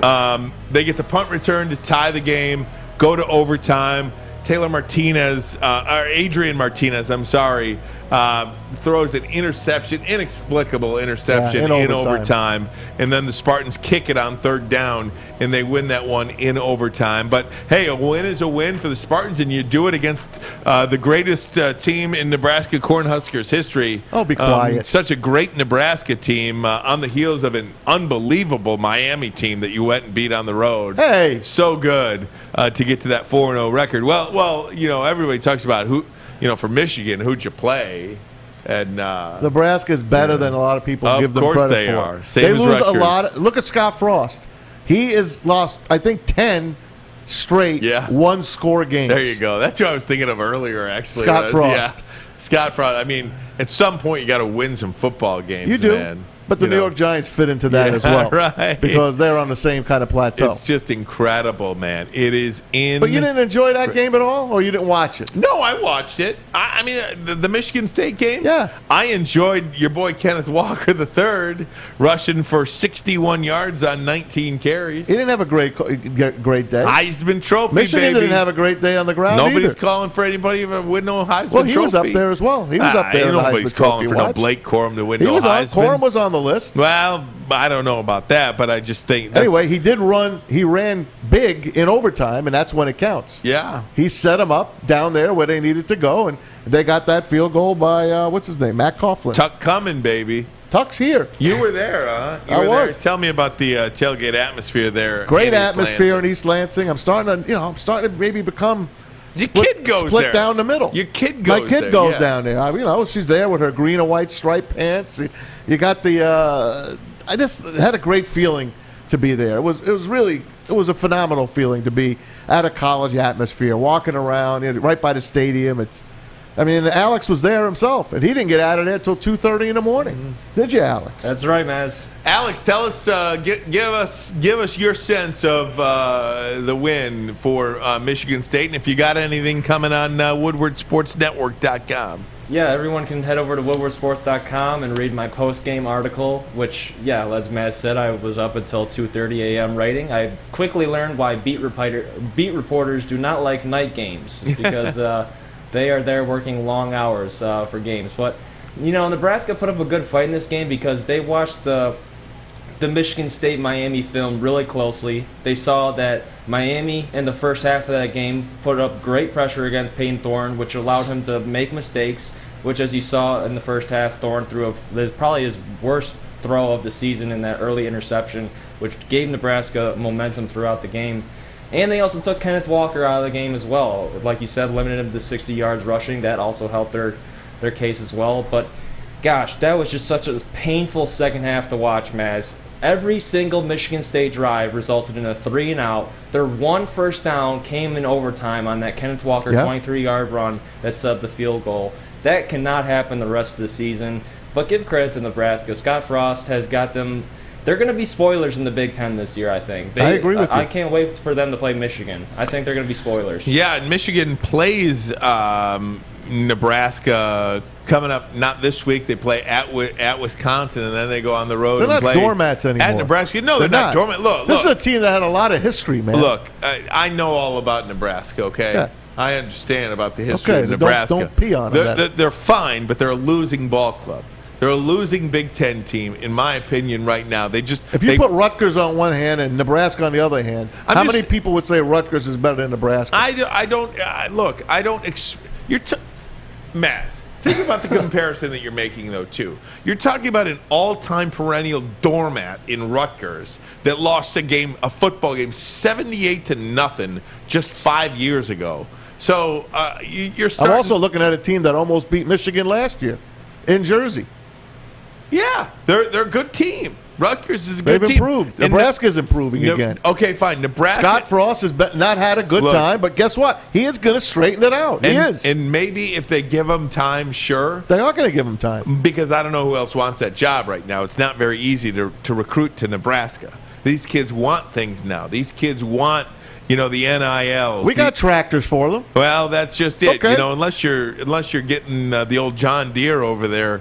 I'm not sure how many people are being recruited in Nebraska Ricky Rowe anymore. And Blue Chips? He got that tractor. Man, he got that tractor for sure, but he was from Indiana. I know not that. Nebraska. No, same thing. But, yeah, look, it is heading on track, though. Michigan and Michigan State, if they take care of business, which they should, they'll meet up at 7-0. On Halloween Eve. Look, Michigan State's got a tough one at Rutgers, Western Kentucky. That's nothing. The Hilltopper week. should not be a problem. So Western Kentucky, then at Rutgers, at Indiana. Say what? I can't hear you. They put up a good fight against Indiana this week, Western Kentucky. It came down to the last drive, I want to say. Yeah, okay, so fine, but Michigan State should beat Western Kentucky, right? Yeah. It just goes to show you how bad Indiana is this year. How, I don't know. Many people expected them to contend for a Big Ten East championship. What happened to them? I have no idea. Started the year number 17 in the country and can't since they misspelled Indiana on their jersey. Not very good. That's been the end of them. Not very good at all. But I mean, you're looking at Michigan State. You go on the road. Leave this up for a sec, Adam. You go on the road at Rutgers, at Indiana, and you're 7-0 hosting a Michigan team. Which, look, at Wisconsin, at Nebraska, and then you're home to Northwestern, which is just a really bad football team this year. I have no idea how Northwestern got bad, but this is the top 25 Associated Press poll, AP poll. If you're watching on Twitter and or YouTube, Michigan's favored in every game, by the way. Yeah, I know. Michigan is right back in there. So they are favored against Wisconsin. Yep. So. Well, they're favored. At least they were on that preview. Okay, sheet. yeah. But right now they're a point and a half. They're a half-point dog. Okay, so Michigan number 14 in the country. Michigan State 17 in this AP poll. Oh, maybe ESPN uses the coaches poll. They might on their scores. So that they have Michigan Look at number State 25. Clemson, man. They fell to North Carolina State this week. I told you. The first week we did the show together, you did. I said this is a season in which Clemson, Ohio State, Alabama, Notre Dame, these 4 programs are up for grabs. Clemson ranked outside the top 10 for the first time since week 4 of the 2015 season. I'm not going to say I told you so. They barely beat Georgia Tech last week, and Tech came back and won this week. I told you so. I mean, they're at Oklahoma, by the way. They want to replace Rattler. The fans of Oklahoma want Rattlers. They want him out. Do you want to come pat me on the back right now? I do. Seriously. No, I do. What have I told you? You said Rattler's not the guy for the Lions going Rattler forward. is not the guy. Oklahoma is the most overrated program. They're probably, where I was wrong in my Oklahoma assessment, is I said they're going to lose 2 games on accident because they have lost at least 2 games in 20 of the last 21 seasons they've played football. I believe that was the number. It was 20 or 21 or 19 of 20 where they've lost at least 2 games a year. Where I was wrong in that assessment is this schedule that they play is so bad. They play 2 ranked opponents, both at home, both nowhere near the top 15 either. They were outside the top 15. But they play them both at home. They're probably going to go undefeated and have. No, they're not going to. They're going to fall. I don't think they are, but because their schedule is so bad, they might just get lucky by the embarrassment that the Big 12 conference is. Yeah. There's nobody good in the Big 12 this year, so maybe they'll go unbeaten. But I'm telling you, man, it is just. They're a disaster of a football team. How about the other quarterback that everyone wants the Lions to take? They wanted to take the North Carolina kid, Sam Howell. Carolina went down this week. I'm not high on them either. Yep. There's one guy you're high on, though. Malik Willis, if you will, 14 of 19, 205 yards, 3 touchdowns. He did rush for 49 yards as well. His Liberty team did lose to Syracuse 24-21, but Malik Willis, my friends, is the guy that I've been harping on. Is if you've got an opportunity to take that guy first overall or in the top 5, you got to do it. You got to take your shot. 3 weeks in, you're still on him. 4 weeks in. I was on him last year. I'll give you credit for this too. You said Iowa State's a fraud. They lost fraudulent this week. The Cyclones go down. So Baylor's better than people think they are now. The Baylor Bears, they knock off. Well, they were a top 5 team under Matt Rule. When he left, he didn't leave that cupboard bare. No, he did not leave that cupboard bare at all, man. And of course, they win in basketball too. So they got it. They're high and mighty right now in Waco. Absolutely. Hey, want to get back to the NFL? Look around the league. Matthew Stafford did it again. Looks like an MVP type caliber player right now for the LA Rams. The Bucs. My prediction goes down there. Who gave them to you? Who gave you the Rams? You did. You had a good week, man. I did. All right, we'll go back to the NFL, look around the league next. Armani and Edwards Braylon out today. He'll be back tomorrow. Maz sitting at the big desk for him. You having fun so far? Always. All right. All right. Woodward Sports Network. Would you like to win a custom-built chopper while helping our veterans at the same time? Then watch us return this bike into a one-of-a-kind classic chopper. Watch the Call Sam Chopper Shop on our social media channels and get your raffle ticket today at callsam.com/chopper shop. Make sure you download the Woodward Sports app in the App Store and the Google Play Store today. Take Woodward Sports with you wherever you go and listen live on your phone or mobile device. Oh, man. All we want is simple things in life. And among them is just to be able to walk into a place, feel like you're at home, and look good, feel good. My goodness, tighten it up a little bit. And that's what happens when you walk in here at Lady Jane's Haircuts for Men. We are open 7 days a week from 10 a.m. until 8 p.m. You mean you can come here on Sunday, get your hair cut, and watch the NFL? All day long. Saturday, college football? Right from your chair. That's all right you from my do. chair there? Right from your chair. You can sit down, sign in, sit down, and just look great. I'm telling you, you want to look good? Come on in to Lady Jane's. Look at this dude. Ooh-wee. It is wicked awesome. And Matthew Stafford looks wicked awesome right now, Maz.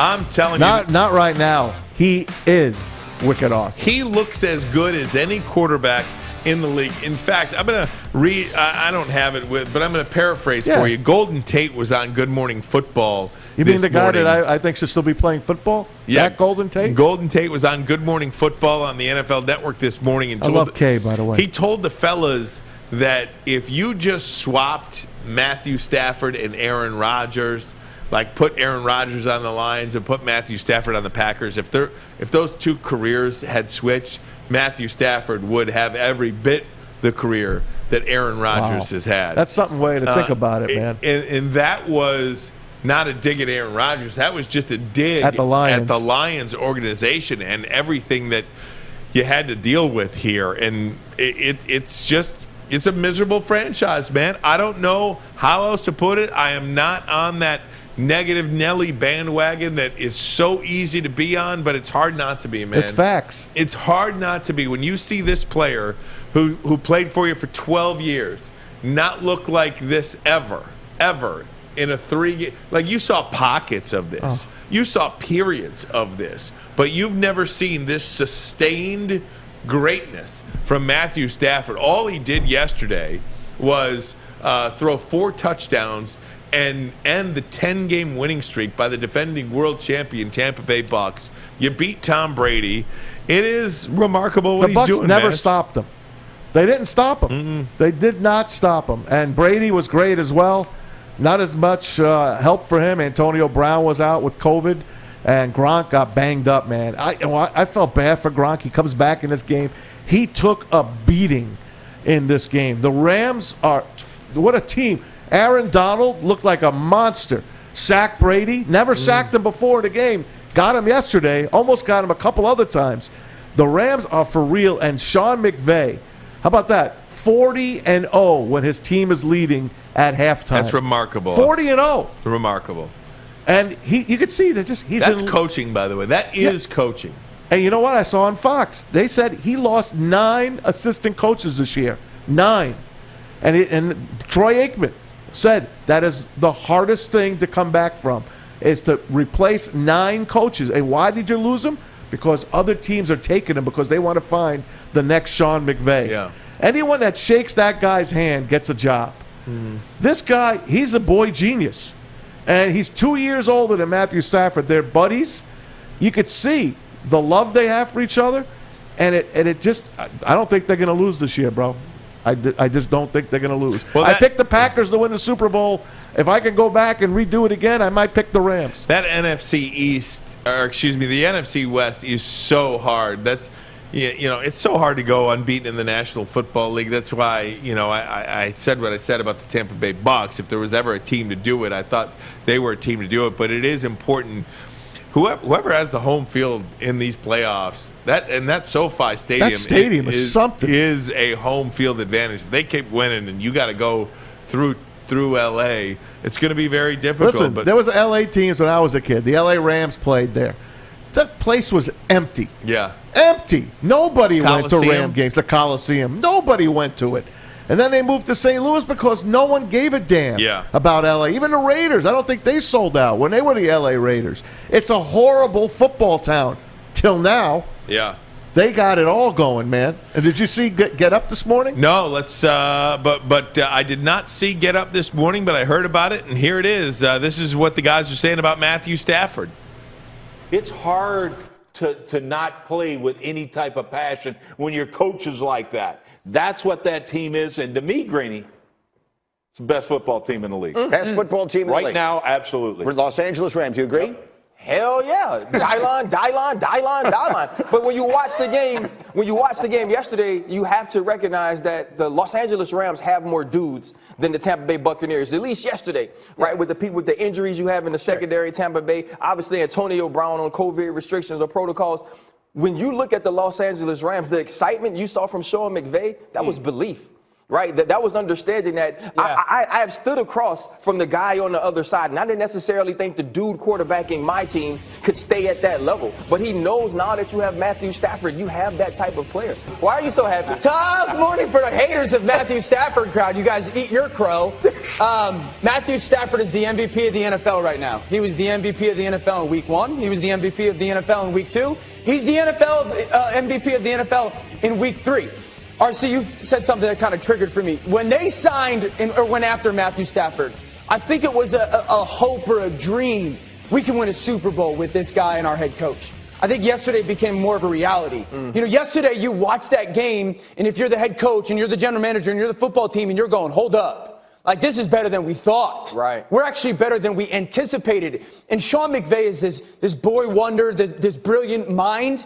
And the thing that we didn't talk about enough with Matthew Stafford and him is he finally has a quarterback that's just as smart as him. One of the things, Matthew, this big arm, he's incredibly accurate, but he's bright.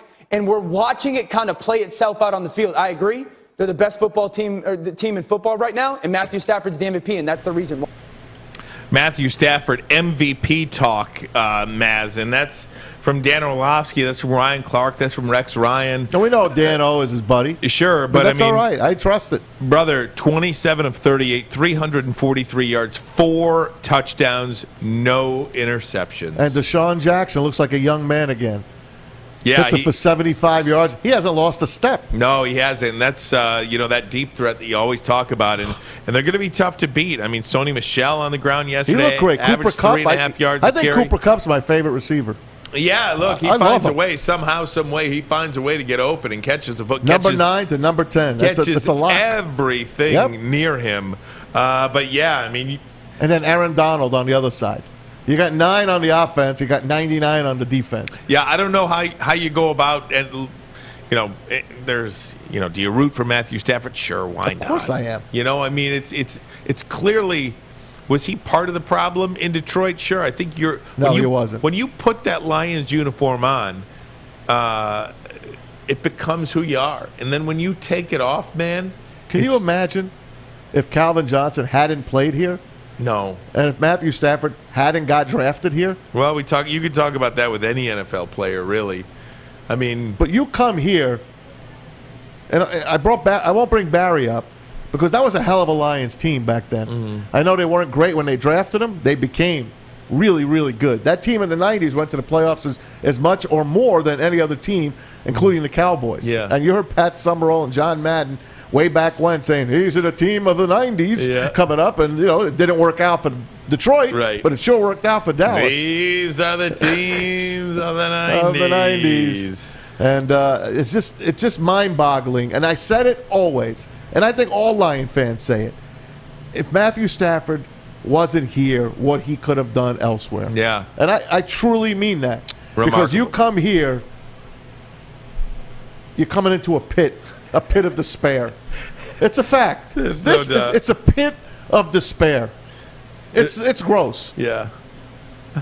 When's the Vegas draft coming up? It's coming up, right? Is it this year? Man. They're going to have it at the Bellagio. Whoever the Lions pick, they're going to jump at the freaking fountain probably. Who wants to come here?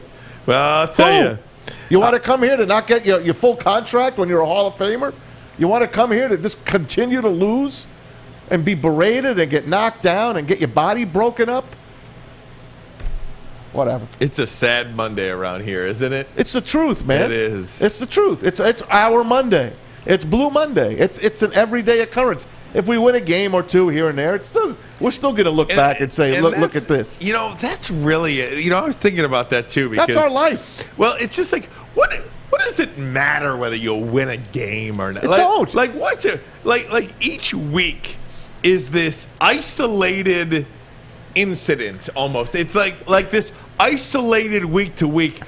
They don't mean nothing. Mm-mm. Like, so what if the Lions won yesterday, right? So what? And who cares if they beat the Bears? Okay, they're going to beat the Bears. Who gives a damn? What does it matter? You know what I mean? Like, what does it mean that you're going to be 4-13 instead of 3-14?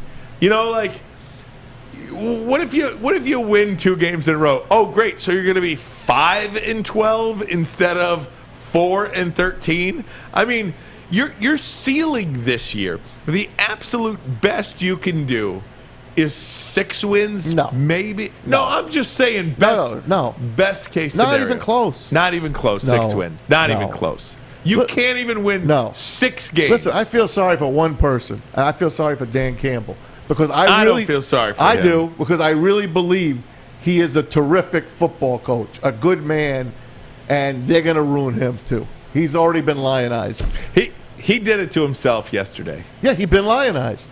He did it to himself. Yeah, it happens to you. Yeah. You become an idiot when you come here. You do. Calling timeouts on 4th and 19, not going for a touchdown when you got a backup kick. You're playing for the game-winning field goal or what you thought was a game-winning field goal when you just saw with a backup kicker that's career long is 25 yards. You're that's what you're playing for. They played a prevent defense on 4th and 19. They were rushing. Lamar had.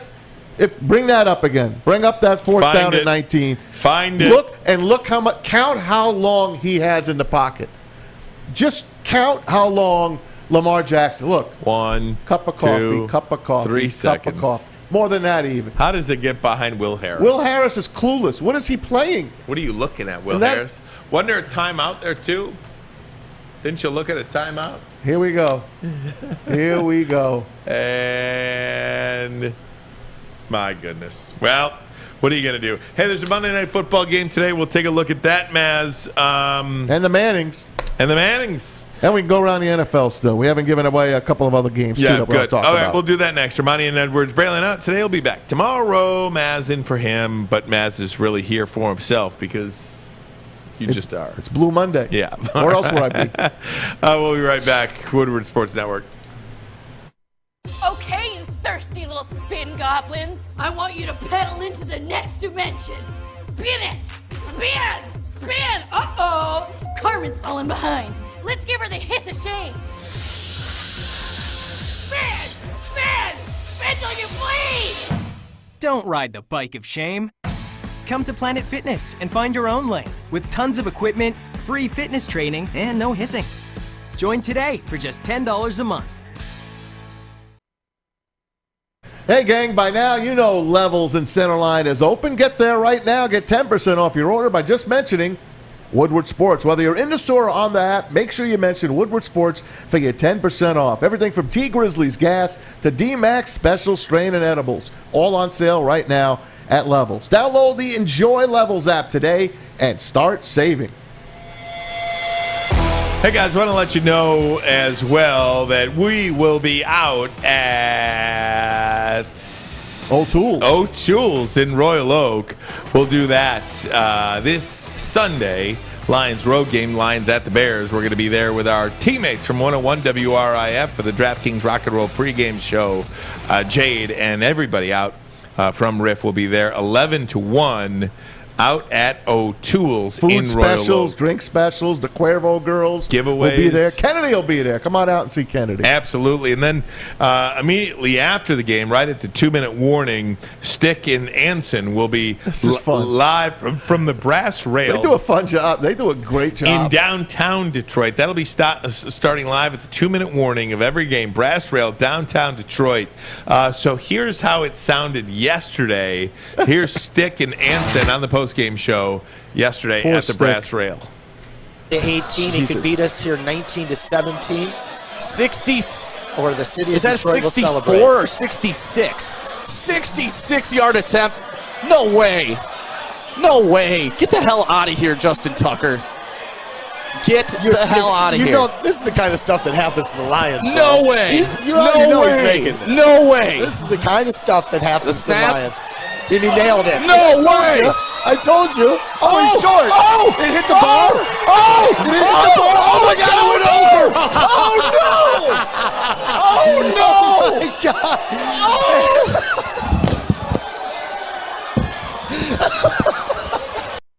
Anson's reaction was classic. Oh my God. He just started laughing.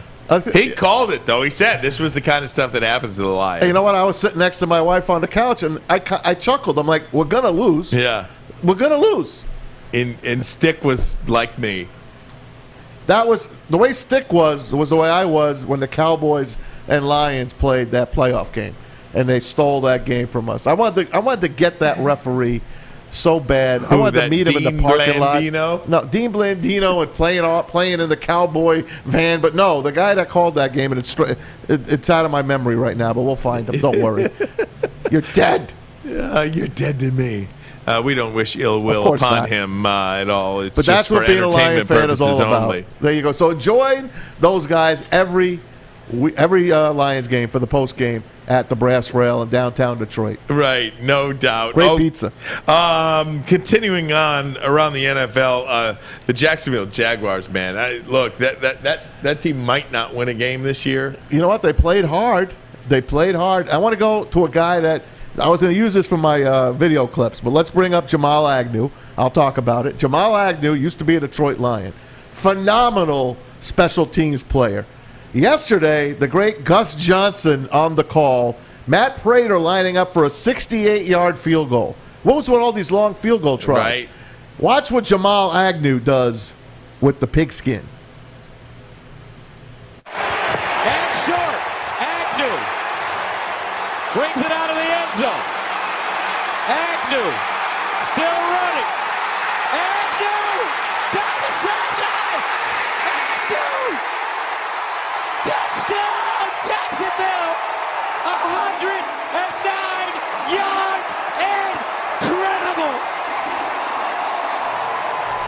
Gus Johnson. Is there anybody There's better? nobody better. By the way, Gus Johnson right here on the bottom line this Friday. No one better. There's nobody better. Guess what happened after that play? They missed the extra point. Just classic. That's classic Jags. They might not win a game this year. And Poor Trevor Lawrence. Poor Trevor Lawrence. He throws a pick six to give up the lead. I know that. In the late in the third or early in the fourth, however it is. Denver beats the New York Jets. Your Jets are terrible. Yeah, 26-0. They get the shutout. How does that happen? They're not good. How do you get shut out in the National Football League? They're just not good. I mean, the Jets are very undermanned. Poor Robert Saleh. I know I keep saying poor a lot. Atlanta beat the Giants. Last-second field goal by Koo. Giants lost on the last play against the football team 2 weeks ago. And, of course, now Atlanta breaks an 8-game losing streak and beats the G-Men. And then John Mara, the owner of the Giants, rumor, he kicked a couple of garbage cans down after that one. That's the owner of the New York Football Giants. And if you remember Sheila Ford last year, when did Lion fans really fall for her? When she looked like this. Mm-hmm. Do you remember? Sell the team. That was the I'm just saying, she was so mad last year, and we all said that's going to be the end of Patricia. This might be the end of, I don't know who's going to be canned in New York. They just can't win a game. Saquon Barkley is just running for no reason now. Let Matt Ishbia take it off your hands. I'm Seriously. for it. Let Ishbia I'm for it, but we know it's not going to happen. Right. It's not going to happen. Browns look good. They beat the Bears and 9 sacks against poor Justin Fields. Can I tell you, Dan Orlovsky called for Matt Nagy to be immediately fired today because he said, he either got Justin Fields sacked on purpose or it was complete negligence, both of which are fireable offenses. Now, the kid didn't look good, but how could he when he's been shell-shocked by that defense? 9 sacks. 9 times. Matt Nagy is in deep doo-doo, especially if the Lions come and beat him this week. Didn't I say that that guy's going to be fired mid-year? You did. You're hot. Titans beat the Colts. I called for a Colts win. They're 0-3, man. They're 0-3. They don't got a quarterback. And Jim Irsay is steaming at his quarterback, Carson Wentz.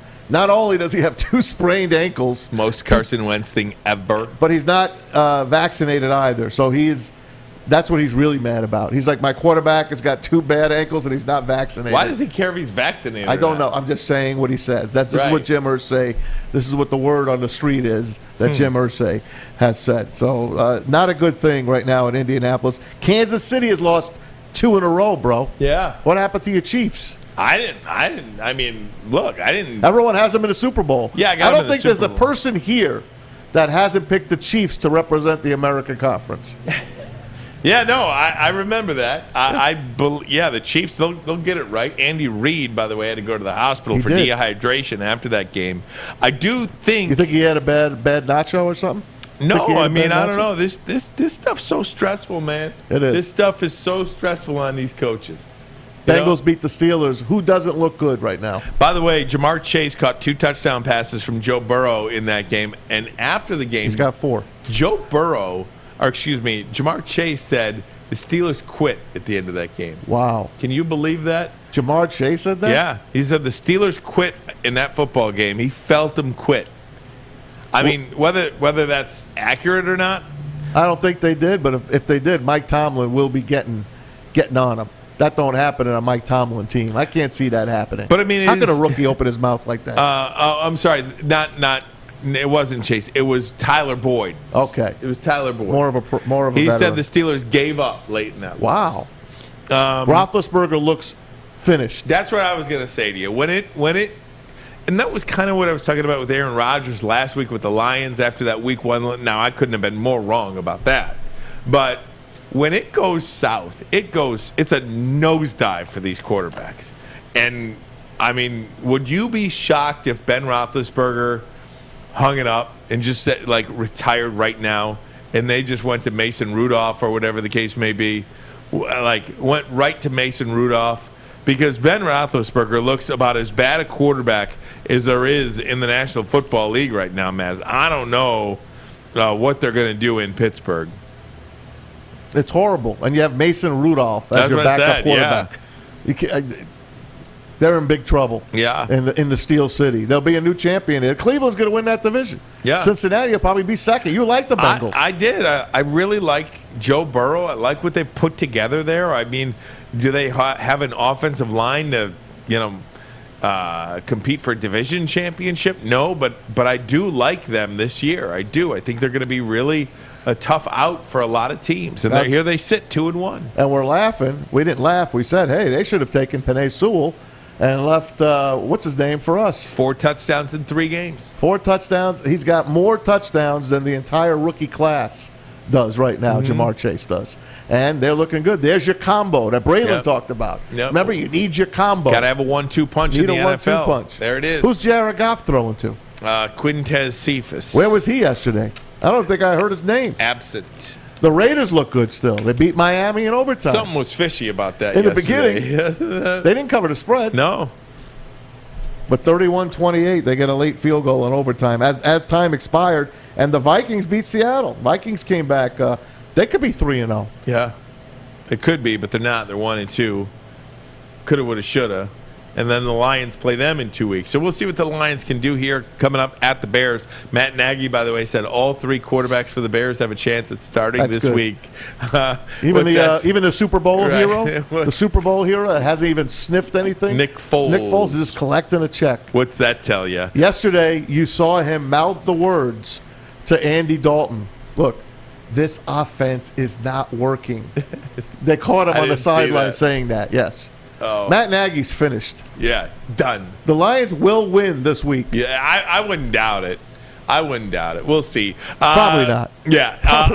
All right, guys. Bottom line videos of the day. We'll do that next. Reminding Edwards, Woodward Sports Network.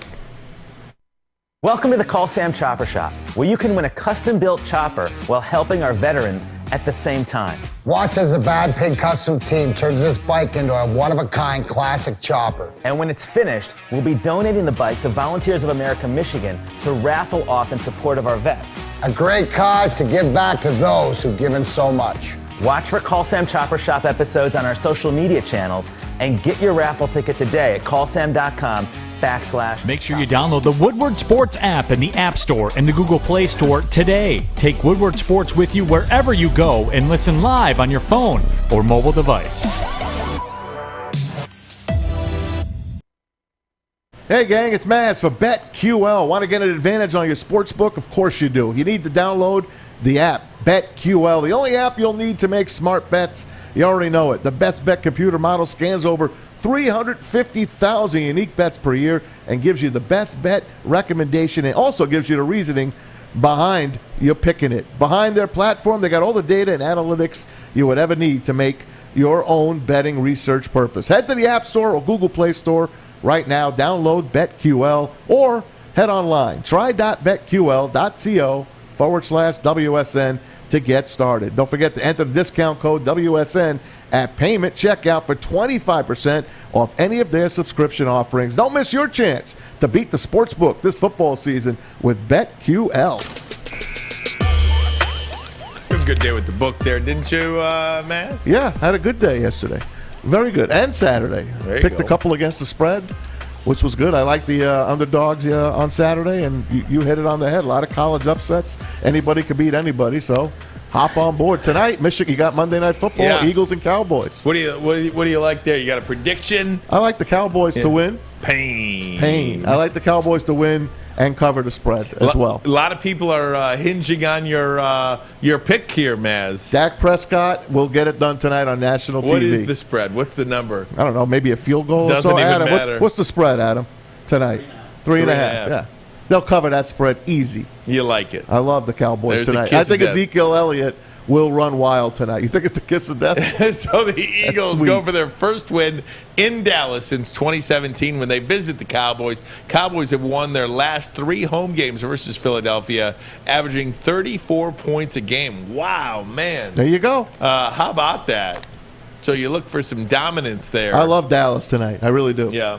And I'm looking forward to maybe tuning into the Mannings a little bit. Nick Saban jumping on board tonight. I know you don't like when they do the interviews and all, but Nick Saban should be funny with Peyton Manning. That'll be great. That'll be great to check out. Absolutely. So, I just like it about the game. And I know they doubled their viewership. Doubled. They did. They had 800,000 their first week as an alternate broadcast. The Mannings did. Come back the next week and have just under 1.6 million people watch that broadcast with the Mannings. And I like it when Peyton and Eli are just there talking about the game. I don't particularly care for the interviews, although the one with Nick Saban tonight will probably be a good one. You'll be able to pick 1 or 2 things out from that interview that resonate. We'll play them tomorrow. That'll go viral. We'll play them tomorrow. But when I watch a game, I want to watch the game. Of course I do. You know, that's like my... So I'm very interested in that. Now, you like Jim Nance and Tony Romo, don't you? They're a good team up. Love them. Did you hear them yesterday during the game? I did not hear. You didn't hear the alternate broadcast of the Lions and the Ravens? The Ravens and the Lions had the alternate game for Jim Nance and Tony Romo. Check this out. Oh my! A record-breaking 66-yard field goal attempt. What future Hall of Famer Justin Tucker's going to try and do here is bounce it off the crossbar and hope it continues on for 3 points. Here we go, Jim. Tony. Again, Jim. Tony. Unbelievable, Jim. Justin Tucker and the Ravens win it with an NFL record-breaking kick. And what isn't unbelievable is that the Lions lose again. You called it, partner. Oh, man. Oh, mama. Frank Caliendo, of course, with the dual voices of Jim Nantz and Tony Romo. They got the Pittsburgh game yesterday. We didn't get to see that game, but I love when they do it. The guys that did it yesterday, Greg Gumbel and Adam Archuleta, they had a horrible day. Horrible. Adam Archuleta didn't even know what quarter it was, what down it was. Gumbel didn't know how to get words out of his mouth. He used to be a good broadcaster. He used to be their number one guy. It's just not happening anymore. It's a bad team. CBS, I like one guy only, and that's Jim Nantz and Tony Romo. Otherwise, give me Fox. I will tell you, I do not like it when the Lions are on CBS. I hate it. The quality. They're AFC. Look, the quality of the broadcast is not the same as the quality of the broadcast that you get with Fox. It's just not. And you might think that I'm partial or whatever, and that's fine. I get it. But it's just not the same. When the Lions are on CBS on Thanksgiving, too, at least you get Nance. Yeah. But the quality, the overall quality of the broadcast, and their studio show, it doesn't do anything for me. No. Not that Fox's does anything for me either. But continuing on our bottom line videos. Oh, you love the video of the day. How about this guy at Michigan State? Maybe we should talk to Alex about this. Maybe he got a chance to interview this guy. This poor guy had a chance to win a car. All he had to do was, I don't know, what did he have to do? Kick a field goal? I wasn't really listening, but yeah, he had to kick a field goal. It was a chip shot, too. It was like a 30-yarder. Okay. And he had a tee. He had it on a tee. This is in East Lansing, and this is a bottom line video of the day. In between quarters, this young man to win a car, and hang in there. Long day, and the car no chance. Will not go home with you tonight. That poor kid. Why even try? Just say, I'm good. Thank you. Maybe he was drunk. No, but obviously that's the case. But I mean, why even come out there and embarrass yourself like that? Just say to win a car. Yeah, just say no, thanks. It's not. Would you have tried it? Yeah, you would have tried it. You would have tried it in your dress shoes. I'm way more athletic than this. That's right. I forgot about that. You know. Yeah. I'm way more. I never came out of the game, Maz. I know. I forgot. My bad. I even played special teams. If they needed me to punt, I could have done it. Hey, man. Hey, asked me to kick. Just in case you want, I want something to brighten your day. It's a Blue Monday. Right. You remember the Barry days, right? Yeah. Do you remember that Patriot game where they spun that Patriot defender around? Oh, well, that's an all-timer, Maz. That's Guess what we call it. It happened this weekend, back in 1994. Take a look at that. I want to play it for you.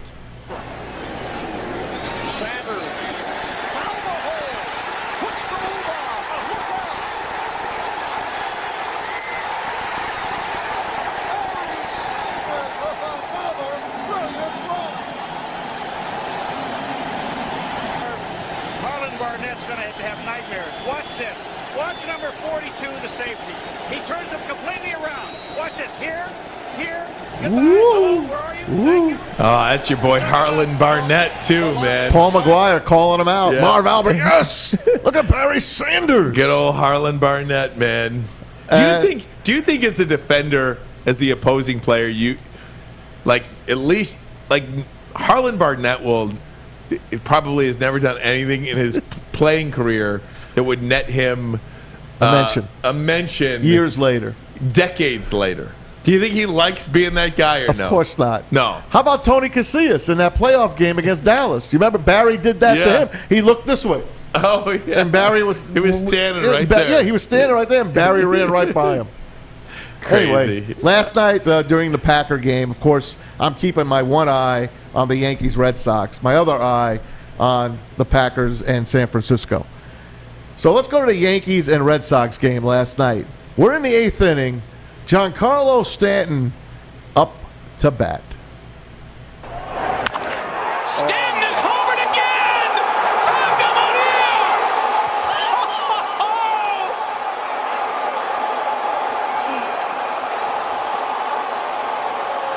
Three homers, 10 runs batted in this weekend at Fenway.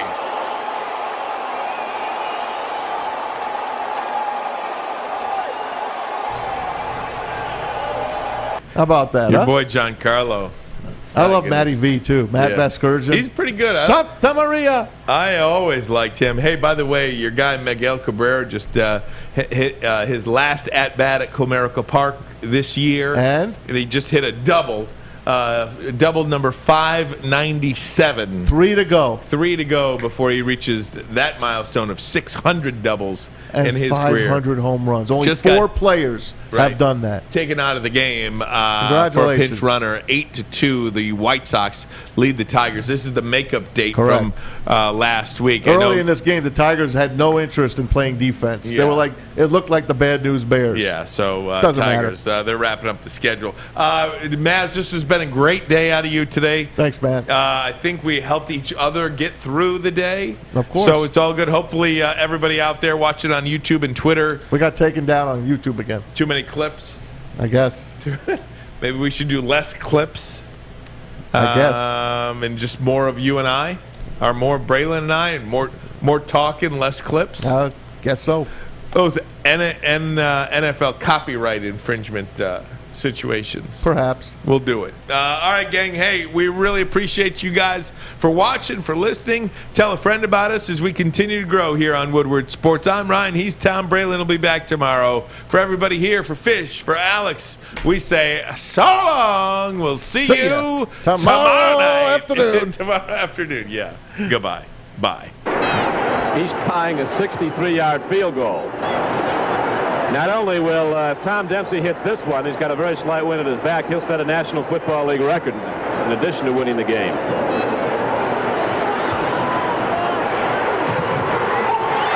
I don't believe this. It's good!